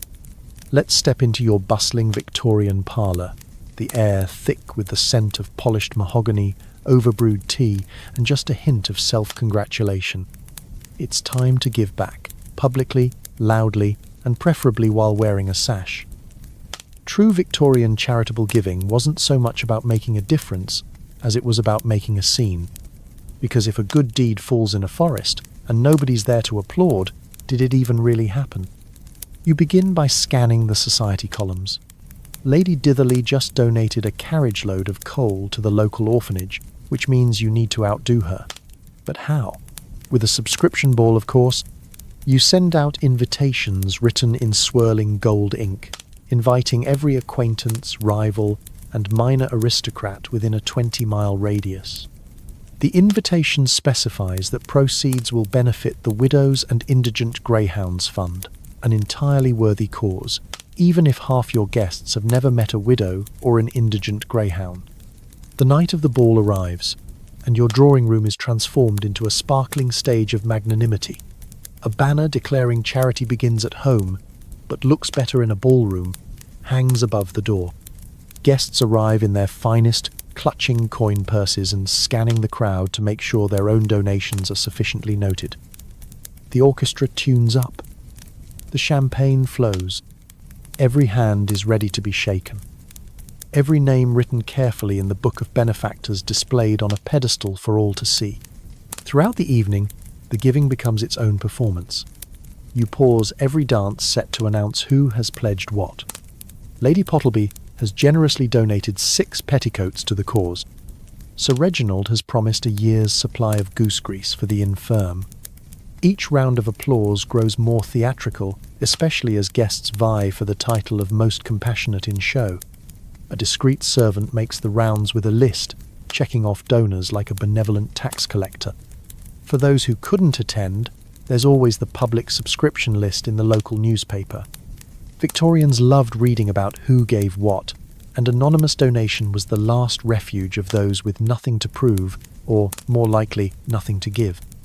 The real stars were those who could combine selflessness with subtle snubbing, making sure to give just a little more than their rivals, and in the most memorable way possible. A piano for the orphanage? Lady Featherstone? How charming. I myself prefer to donate violins. Much more uplifting, don't you think? And let's not forget the charity bazaars.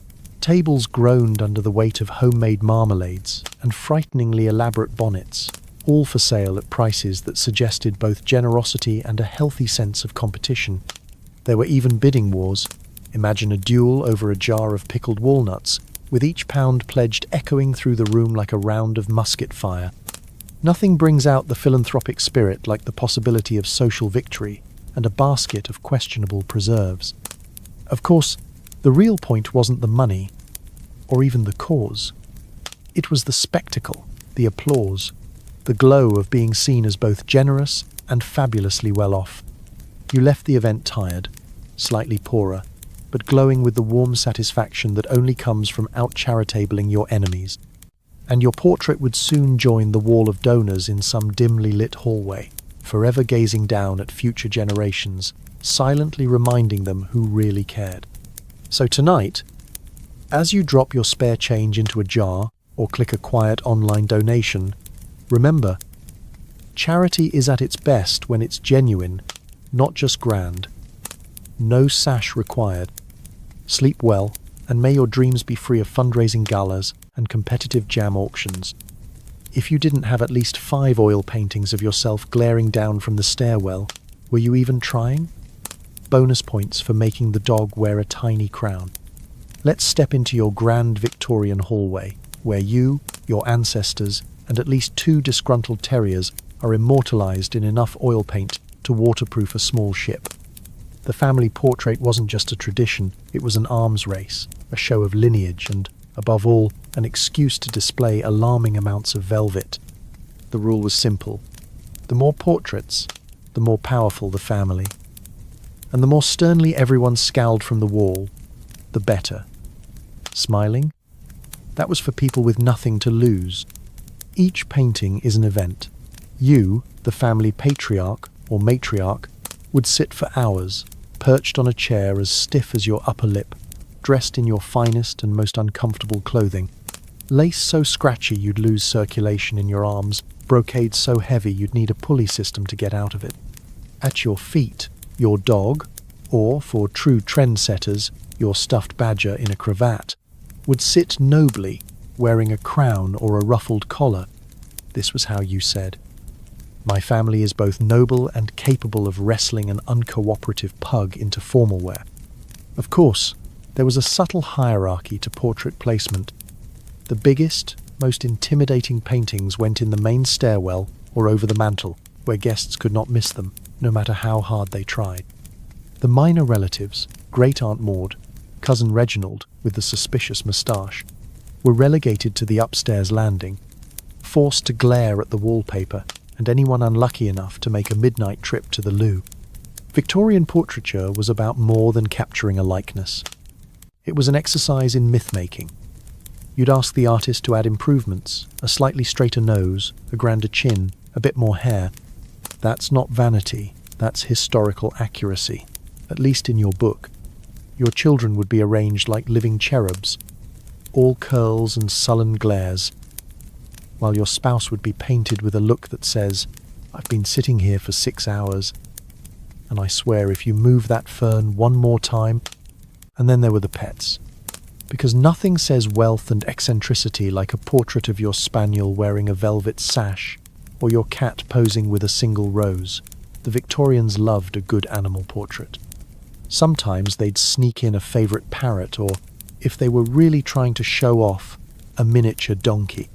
Family legend has it that the Earl of Puddlewick's tortoise sat for his portrait 3 times, which explains the famous nap time in oils. Displaying these masterpieces was a ritual in itself. You'd invite neighbours over for the grand unveiling, a moment dripping with drama and tension. The velvet curtain would be drawn back, and there you were, twice as tall, with better posture and maybe an air of mystery. Guests would ooh and ah, then try to avoid making eye contact with Great-Uncle Bartholomew, whose stern gaze followed you from every angle. For the children, the portraits became a source of nightly terror and endless legend. Don't misbehave, or great-grandmother Mildred will climb down from her frame. And yet, there was comfort in this painted pantheon. Each portrait reminded you of your place in the great, unbroken line of mildly eccentric, extremely overdressed ancestors. The eyes that glared down from the walls weren't just judging, they were encouraging you to keep up the family tradition of being slightly ridiculous, fiercely proud, and never underdressed for a single occasion. So tonight, as you gaze around your home, thankful that your family photos are digital, smiling, and largely filter-based, appreciate the freedom. No one's watching you from the landing. Sleep well, and may your dreams be free of velvet, varnish, and judgmental terriers in tiny crowns. Few things say I have money like a 10-foot ice swan in your garden. Never mind that it's 95 degrees outside. The party must go on, and so must the melting sculpture. Let's picture you as the proud host of a midsummer Victorian garden party. The lawn is immaculate, the roses are blooming, and the topiary is trimmed into suspiciously suggestive shapes. But none of this matters compared to your pièce de résistance, an enormous ice sculpture glinting in the sun and slowly losing the will to live. The ice swan, taller than most of your guests, and at least twice as dignified, dominates the proceedings, its beak pointed skyward, as if in stoic denial of its fate. But where, you ask, does one even get such a thing in the days before the home freezer? You call in the Iceman, who arrives with blocks carved from distant lakes and rivers, wrapped in sawdust and despair, having travelled hundreds of miles just to make your soirée a little colder. The sculptor arrives with chisels, mallets, and the confidence of someone who knows that, no matter how spectacular his creation, it will be a puddle by midnight. Your guests are dazzled. They drift past the swan, offering appreciative oohs and ahs, while carefully calculating whether the sculpture will outlast the lemonade. Someone tries to take a bite, there's always one, and the butler steps in with the quiet efficiency of a man who has seen it all before. For a glorious hour, the ice reflects sunlight like a beacon of extravagance. Children press their palms to the surface and immediately regret it. Lady Featherstone, desperate for conversation, speculates on whether the swan will collapse head first or tail first. The ice sculpture is not alone. If you're truly committed to the theme, your party features a menagerie of frozen wonders. Dolphins leaping from fountains, towers of stacked cubes supporting bowls of jelly, and, for the daring, a bust of Queen Victoria herself, frowning even as she melts in the heat. The real show, of course, is the drama. The guests track the sculpture's decline as if it's a sporting event. Small wagers are made. "I give it till dessert," someone whispers, watching a rivulet trickle down the swan's neck. Of course, ice in July is about more than aesthetics. It's a flex of logistics and wealth. In an era when most people were happy with lukewarm well water, you're serving cocktails with imported ice cubes and storing desserts in makeshift ice boxes. The kitchen staff are running drills worthy of a naval operation, ferrying trays of cold treats and swapping melting sculptures for slightly less melty replacements. It's a race against time and temperature, a battle between Victorian ingenuity and the fundamental laws of thermodynamics. Naturally, there are mishaps. The ambitious host who orders a frozen centerpiece shaped like Niagara Falls soon discovers the consequences: an indoor flood and a salmon mousse floating gracefully across the parquet. The last-minute attempt to refresh the swan with extra ice only results in a lopsided mutant bird that will haunt the dreams of every child present. But these are mere details. The important thing is that you tried, you dared, and you forced everyone to pretend they were perfectly comfortable while their shoes squelched through a rising tide of chilled water. And then, as dusk falls, the inevitable happens. The swan bows its head for the last time, its wings crumple, and with a final, majestic sigh, it becomes a puddle. Guests applaud as if they've witnessed the closing act of an opera. You stand triumphant, secure in the knowledge that your party will be remembered, not for the food, the music, or even the scandalous flirtations in the shrubbery, but for the glorious, fleeting, gloriously impractical ice sculpture that briefly ruled your garden. So tonight, as you cool your drink with freezer ice, no sawdust, no drama. Be grateful for the small luxuries that don't expire by sundown. Sleep well, and may your dreams be as cool and spectacular as a swan in July. Victorian pets didn't just have collars, they had jewellery. The more blinged out your spaniel, the more likely your neighbour was to die of envy, or possibly rage. Let's stroll out into your lavishly landscaped garden, the pride of your estate, and the battleground for a very particular kind of social warfare. Your dog, naturally, isn't just a beloved companion. He's an accessory, a fashion statement, a four-legged advertisement for the sheer ridiculousness of your bank account. While the Joneses next door might have a perfectly respectable bulldog with a sturdy leather collar, your spaniel is currently trying to chase a butterfly while wearing more diamonds than most minor aristocrats see in a lifetime. This isn't a simple matter of popping into the local pet shop. Oh no. You've commissioned a custom jeweller, possibly the same one who did your cousin's tiara, to design a bespoke collar for Mr. Barksworth. The result is a marvel of Victorian excess: platinum filigree, emerald studs, and a single absurdly large diamond dangling from the front, just in case anyone misses the point. There's a monogram, of course, and possibly a tiny coat of arms, because even your dog needs to declare his lineage. Dog collars weren't just decorative, they were competitive. You'd parade your bejeweled pet around the park, pausing just long enough for the sunlight to hit the gems at the perfect angle, temporarily blinding Lady Featherstone and setting off a fresh round of rumours. Did you see the rubies on that poodle? I hear they imported sapphires from India for the mastiff's leash. The game was not to have the best-behaved animal, but the most extravagantly accessorized one. Of course, the animals themselves had mixed feelings. Some bore their bling with noble resignation, like tiny furry dukes. Others, less appreciative of high fashion, did their best to eat the jewels, roll in something foul, or wriggle out of their collar and hide under the tea table. Servants were sometimes tasked with keeping the pets clean and presentable, polishing the silver or gold as they might the family flatware, and frantically retrieving lost gemstones from the rose bushes before a rival could gloat. The tradition didn't end with collars. Victorians went further. Silk-lined beds, engraved silver food bowls, pearl, studded brushes, even custom carriages for pets who couldn't be expected to walk. There are stories, only slightly exaggerated, of poodles attending dinner parties in satin capes, cats sporting tiny emerald earrings, and a certain parrot whose necklace was rumoured to have outshone its owners. The ultimate flex was the pet portrait, painted with every jewel on display. These hung alongside the family's oil paintings, the dog's bejeweled collar rendered in excruciating detail, forever preserved as a warning to future generations. This is what happens when money, boredom, and unconditional love collide. Meanwhile, the neighbours seethed. Friendly competition turned to outright warfare. The goldsmiths tried to one-up you with a diamond-studded tortoise, only for their pet to promptly disappear into the shrubbery, leaving behind a trail of pearls and frustration. The Featherstones imported an iguana from South America, only to discover that it preferred to go au naturel and had no interest in sapphires. All this pet pageantry didn't come cheap, and the consequences were real. Dogs became local celebrities. Pet theft skyrocketed. You could ransom a spaniel's collar and pay off your mortgage. Even the local papers got involved, running gossip columns about the latest canine couture and publishing etiquette guides on how to properly compliment a dog's accessories without sounding desperate.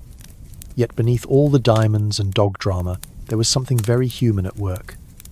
The need to be noticed, admired, envied, even if it meant humiliating your cocker spaniel with a necklace worth more than your carriage. In the end, the pets themselves didn't care. They wanted belly rubs, biscuits, and the freedom to roll in questionable puddles. The diamonds were for you. So tonight, as your pet snoozes contentedly beside you, collarless and blissfully unaware of his Victorian ancestors' glittering burdens, take comfort in the simple joys. Sleep well, and may your dreams be free of runaway pearls and high society dog shows. Keeping up with your social obligations was a full-time job. Victorians invented the calling card system, which meant never leaving the house without a stack of embossed cardboard and a deep sense of anxiety.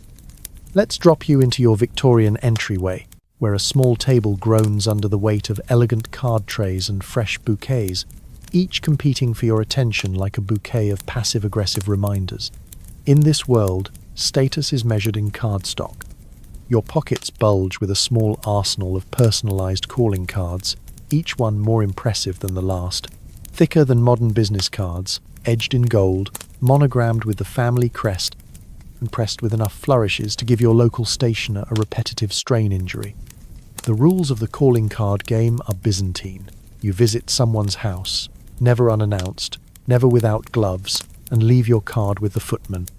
If they like you, or, more accurately, if they feel socially obligated, they send a card back, delivered by a servant, with an expression that suggests he's seen it all and is not impressed.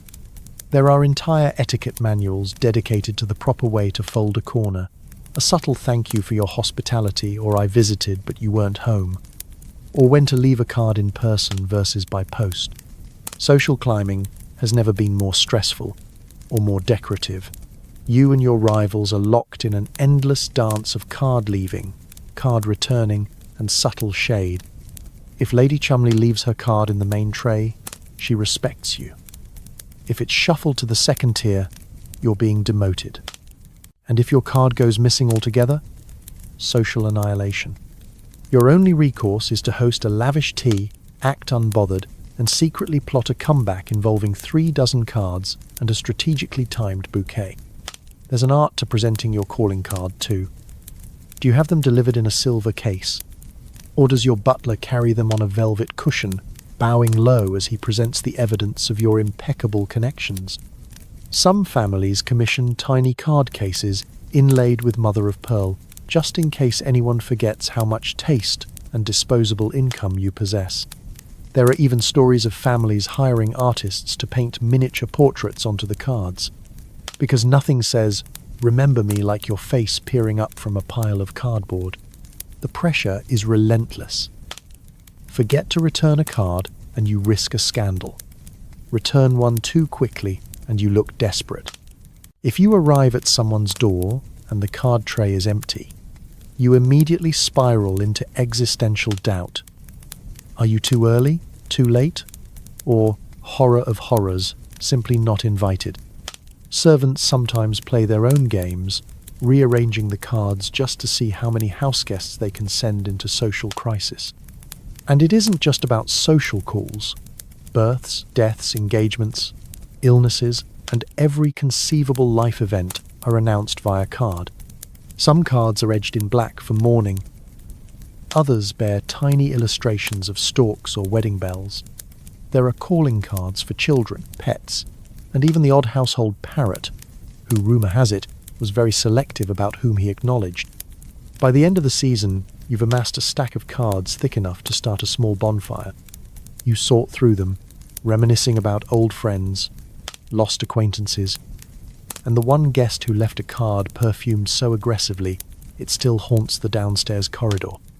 Eventually, you box up the year's collection and wonder what new social hurdles next season will bring. More trays, more cards, more reasons to lie awake at night wondering if you remembered to fold the right corner. So tonight, as you scroll through your contacts list, grateful for the anonymity and convenience of the digital age, give thanks. There are no gold-edged reminders of your popularity cluttering your hallway, and no butler silently judging your social calendar. Sleep well, and may your dreams be peaceful, and, above all, RSVP-free. Why ride with the commoners when you could buy your own custom train car, complete with velvet drapes and champagne on tap, commuting but with more chandeliers? Let's set you down at the bustling Victorian train station. Steam swirling through the air and porters darting about, arms full of hatboxes and the occasional bewildered dog. But you, of course, are above the chaos, because waiting at the far end of the platform, roped off from the masses, is your very own private railway carriage. No more squeezing onto a wooden bench next to someone's great-uncle. No more suffering the indignity of public conversation or questionable sandwiches. For you, travel is a performance, and the train is your rolling stage.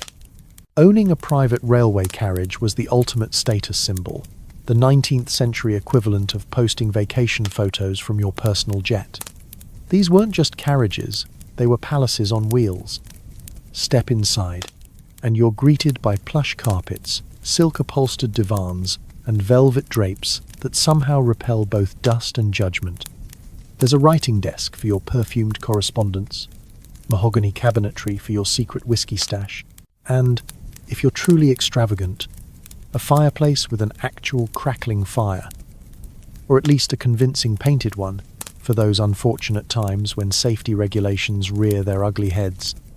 Above you, a small but defiant chandelier swings with every jolt of the track, throwing prisms of light over gilt-edged picture frames and hand-painted ceiling panels.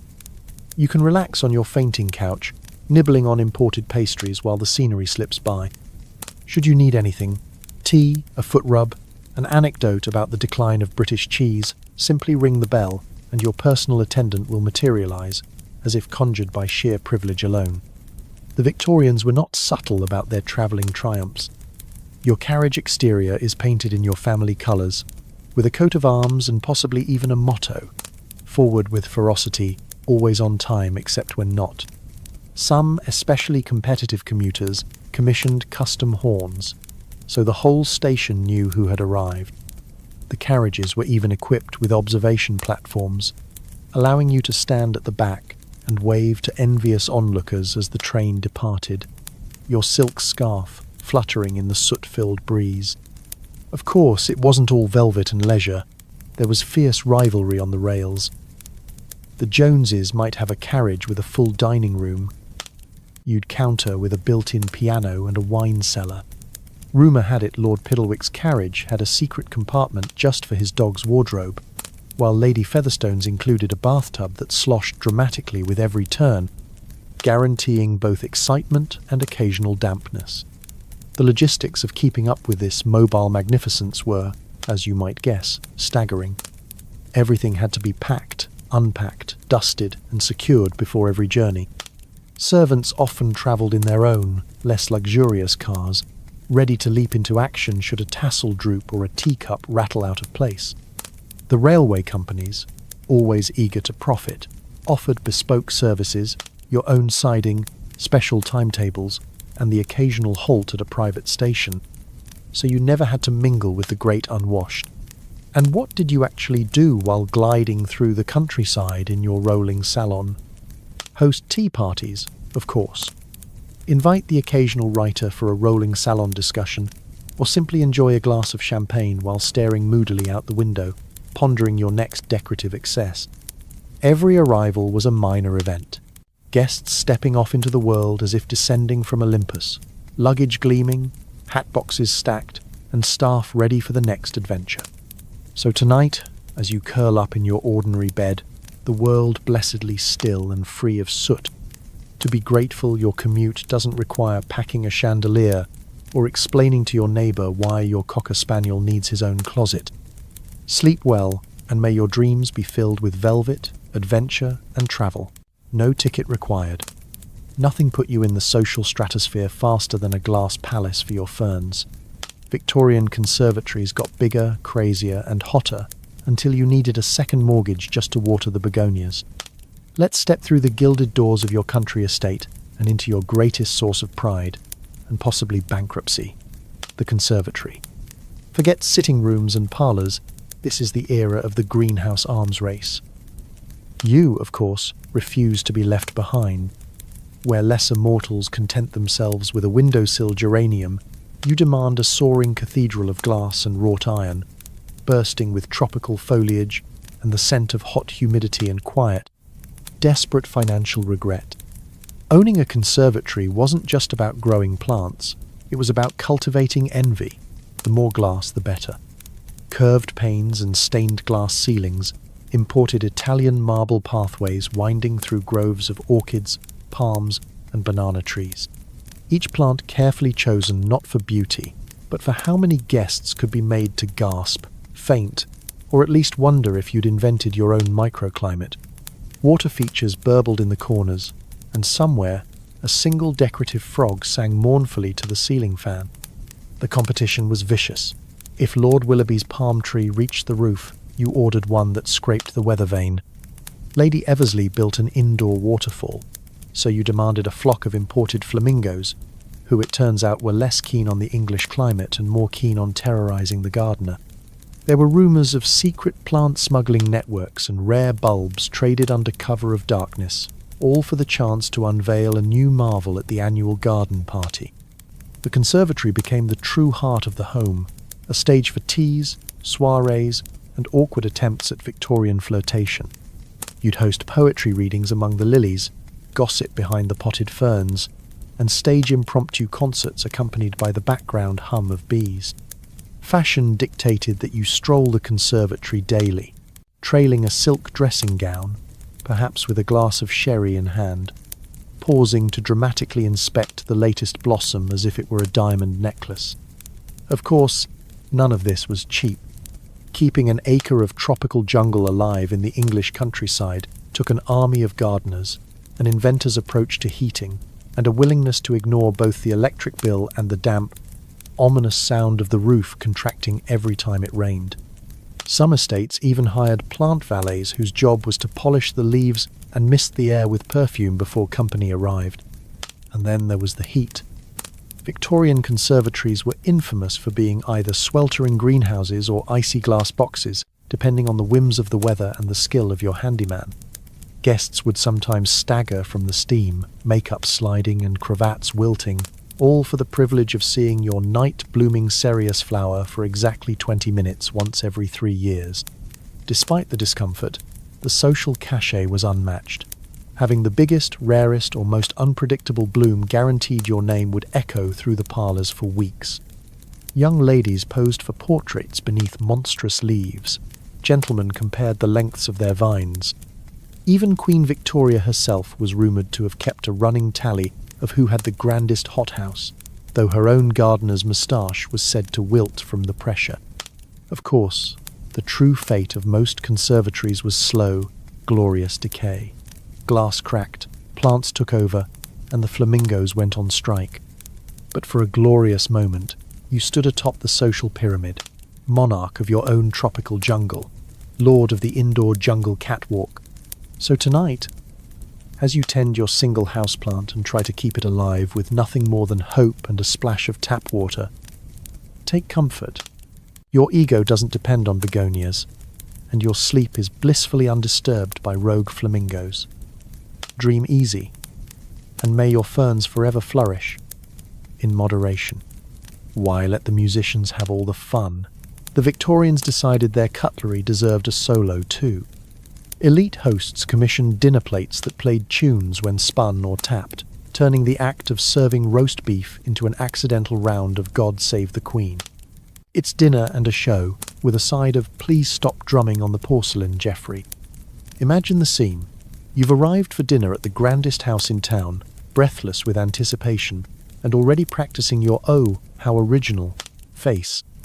The dining room glitters with silver, crystal, and so many candelabras that the room glows like a small sun. But tonight, the true centerpiece isn't a ham sculpted into a swan or a jelly that wobbles suspiciously. It's the dinnerware itself. The footmen lay the plates before you with a ceremonial flourish, each one gleaming, perfectly round, and, if you look closely, marked with a tiny winding key or an odd little notch at the rim. At first, you think it's just for show. But then the soup is cleared, the plates are spun, and suddenly your place setting is serenading you. God Save the Queen rings out from Mrs. Puddlewick's bowl as she absent-mindedly turns it, while Lord Featherstone's dessert plate launches into a slightly off-key rendition of Rule Britannia.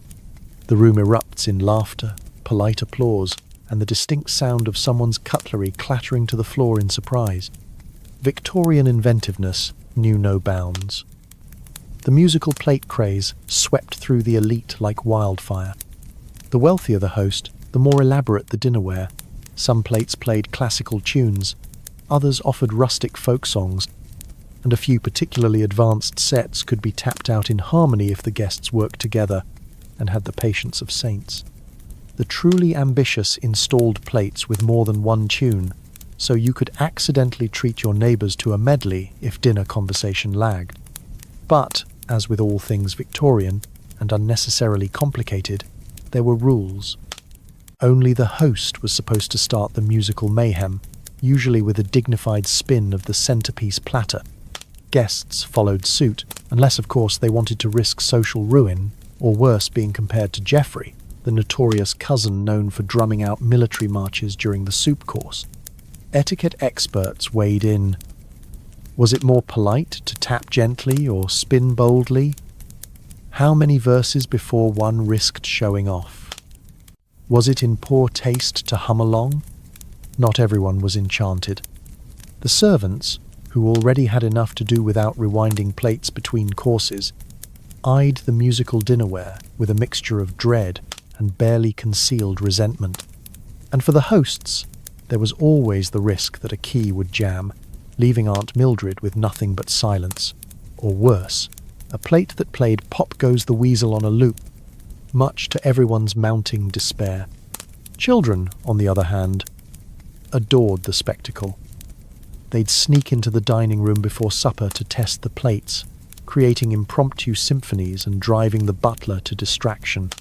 After dinner gossip often centered on who had the best tune, who spun their plate with the most style, and which unfortunate guest accidentally sent their dessert flying across the room in a fit of musical enthusiasm.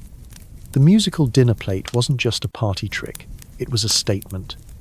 A way to declare, I have more money than sense, and I'm not afraid to prove it during the entree. It elevated the humble act of eating into performance art, where even the roast beef could be upstaged by the crockery. And for a brief, glorious moment, dinner parties across England rang out with the sound of porcelain and pride. So tonight, as you lay down your silent, sensible plate after a meal, be grateful for the peaceful absence of spontaneous serenades. Your dinner may not have a soundtrack, but at least your dessert won't end up on the floor. Sleep well, and may your dreams be harmonious and blissfully free of porcelain percussion. Nothing says I have more money than sense like building a champagne fountain taller than your butler. Victorians stacked crystal glasses into precarious towers, then poured rivers of bubbly down the top, all for the thrill of watching it inevitably collapse and soak the rug that cost more than your summer cottage. Picture the scene. You've invited the entire county for a grand soiree, and the air is heavy with anticipation and the faint aroma of anxious servants. The guests have already admired your gold-plated toilet chain and the swan-shaped ham, but now they gather in the ballroom for the main event, the ceremonial uncorking and cascade of the champagne fountain. At the center of the room stands your crowning achievement, a pyramid of crystal coupes, stacked with the kind of optimistic confidence that only comes from never having to mop up after yourself. It starts with a speech. You, resplendent in silk and self-assurance, raise a glass and gesture to the tower. Your butler, looking both terrified and resigned, takes the magnum of champagne, carefully chilled, imported, and worth more than the average annual wage, and tips the first sparkling wave onto the topmost glass. The crowd gasps. The bubbly streams downward, glass to glass, glinting in the candlelight, and for a moment everything is perfect, a triumph of engineering, hubris, and imported French effervescence. But the Victorians, masters of spectacle and disaster, knew that the real entertainment lay in the edge of catastrophe. As the flow continues, everyone leans in. Will the glasses hold? Will the footman's knees buckle under the weight of all those empty bottles? Or will the entire structure shudder and, with an operatic crash, collapse into a waterfall of sticky disaster, sending Aunt Agatha's slippers floating across the parquet and launching a champagne grape into Lady Featherstone's hairpiece?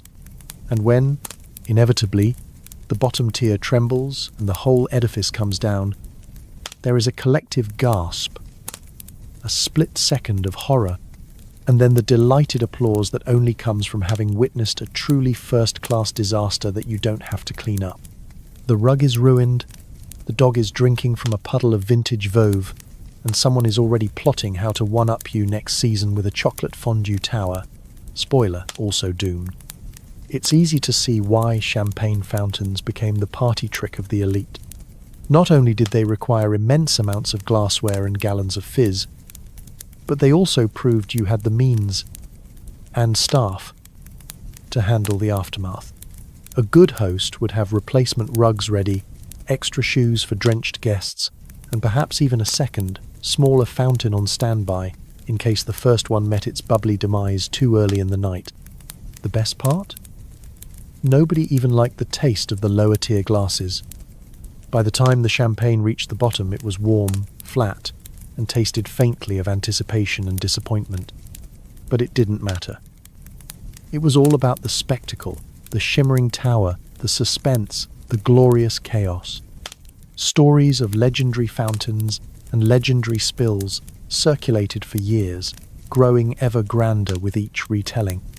There was always the cautionary tale of Lord Withersby's New Year's Eve, when the fountain collapsed, flooding the ballroom and setting off the billiards table on a brief but exciting voyage toward the terrace. As the party finally winds down, your guests squelch home in slightly sticky shoes, giggling at the night's misadventures. The butler sighs and calls for the mop brigade, while you, glowing with triumph and just a touch of champagne, know that, for a brief, sparkling moment, you truly were the toast of the town. So tonight, as you sip your sparkling water from a single sturdy glass, be grateful for the quiet dignity of simple pleasures. Your floor is dry, your shoes are safe, and your bubbles are right where they belong. Sleep well, and may your dreams be effervescent minus the catastrophic cleanup. Before influencers stitched their names onto athleisure, Victorians monogrammed everything. Napkins, slippers, even the family goat sometimes sported your initials in gold thread. If it stood still long enough, it got branded. If it moved, well, that's what the embroidery footmen were for. Let's enter your stately Victorian home, where your family crest is everywhere, and I do mean everywhere. It greets guests at the gate, pops up on the front doormat, and doesn't stop until it's stitched onto the smallest handkerchief and the most reluctant household pet. Every item, from the dinner napkins to the laundry bag, has been transformed into a miniature billboard for your initials, lest anyone forget whose palace of taste and self-promotion they've wandered into. Monogramming wasn't just for looks, it was a competitive sport. Your rivals might have a larger conservatory or a slightly shinier dog, but only you had the nerve and needlework budget to commission slippers bearing not only your initials, but the full family motto. The staff uniforms, branded. The sheets, branded. The cushions in the drawing room, the parasols in the umbrella stand, the tea cozies, the gloves, the nightshirts, the silverware, and, for a truly ambitious few, the decorative firewood, branded, stitched, and embossed until the house resembled a luxury goods showroom under siege by the world's most aggressive calligrapher. Of course, the art of monogramming came with its own etiquette. There were rules, so many rules. Initials only for napkins and pillowcases, but full names for travelling trunks and hats. If you hosted a dinner party, every guest received a monogrammed place card, which they were expected to keep, cherish, and ideally display somewhere prominent at home. Children's clothes bore the tiniest, neatest little letters, sewn by nannies with nerves of steel and eyes that had long since glazed over from counting satin stitches. Even the dog wore a collar with property of the Wilberforces, just in case he tried to elope with the neighbour's spaniel again. The truly bold moved beyond textiles. Porcelain was painted, glassware was etched, and the family carriage rattled through town bearing your crest on each door and, if you really wanted to make an impression, on the horse's blinkers. No item was too small or too odd for a touch of personal branding. Lady Featherstone's infamous monogrammed asparagus tongs set a new high water mark for both absurdity and ambition. But why the obsession? For Victorians, a monogram wasn't just decoration. It was security, status, and a subtle threat. Lose my glove, and I'll know it was you. It helped keep track of the endless parade of belongings as they travelled to country houses, picnics, balls, and seaside resorts. It hinted at generations of family history, each set of initials a link in the great chain of inherited taste. And, most importantly, it made it nearly impossible for a guest to steal a towel without being found out. There were, naturally, mishaps. Monograms got tangled in the laundry, faded in the sun, or, on one legendary occasion, were sewn on backward by a new maid, transforming HW into WH, and leading to a 3-day identity crisis for the family patriarch. Children's pranksters embroidered tiny, unflattering cartoons into the hems of their siblings' nightshirts. And once, the family goat wandered off, initials and all, and was later found contentedly munching flowers at the vicarage, having inadvertently started a local trend. And yet, beneath all the gold thread and bravado, there's a kind of warmth to it. Every stitch a reminder of home, a claim to place and people. Your initials woven into the very fabric of your life, offered a little security in a world obsessed with standing out and fitting in, sometimes at the exact same time. So tonight, as you slip under your own anonymous sheets, grateful for their unbranded tranquility, take a moment to appreciate the simple joy of sleeping in peace, without a single decorative goat or embroidered accusation in sight. Sleep well, and may your dreams be entirely and blissfully unsigned. So tonight, as you settle into your perfectly ordinary, pineapple-free bed, maybe give a small, sleepy smile for surviving a world that never asked you to embroider your socks or install a gold-plated toilet. Because, let's be honest, the Victorians may have invented the modern flex, but they also invented 50 ways to accidentally poison yourself with wallpaper. Let's pause and reflect.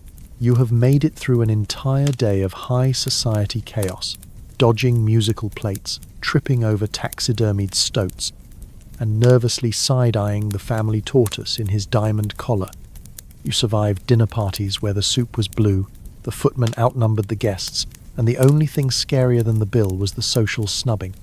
It's easy to laugh at how the Victorians used wealth as a competitive sport, but beneath all the velvet, gold, and arsenic paint, there was something painfully human, the need to belong, to impress, to leave a mark, preferably one you could monogram.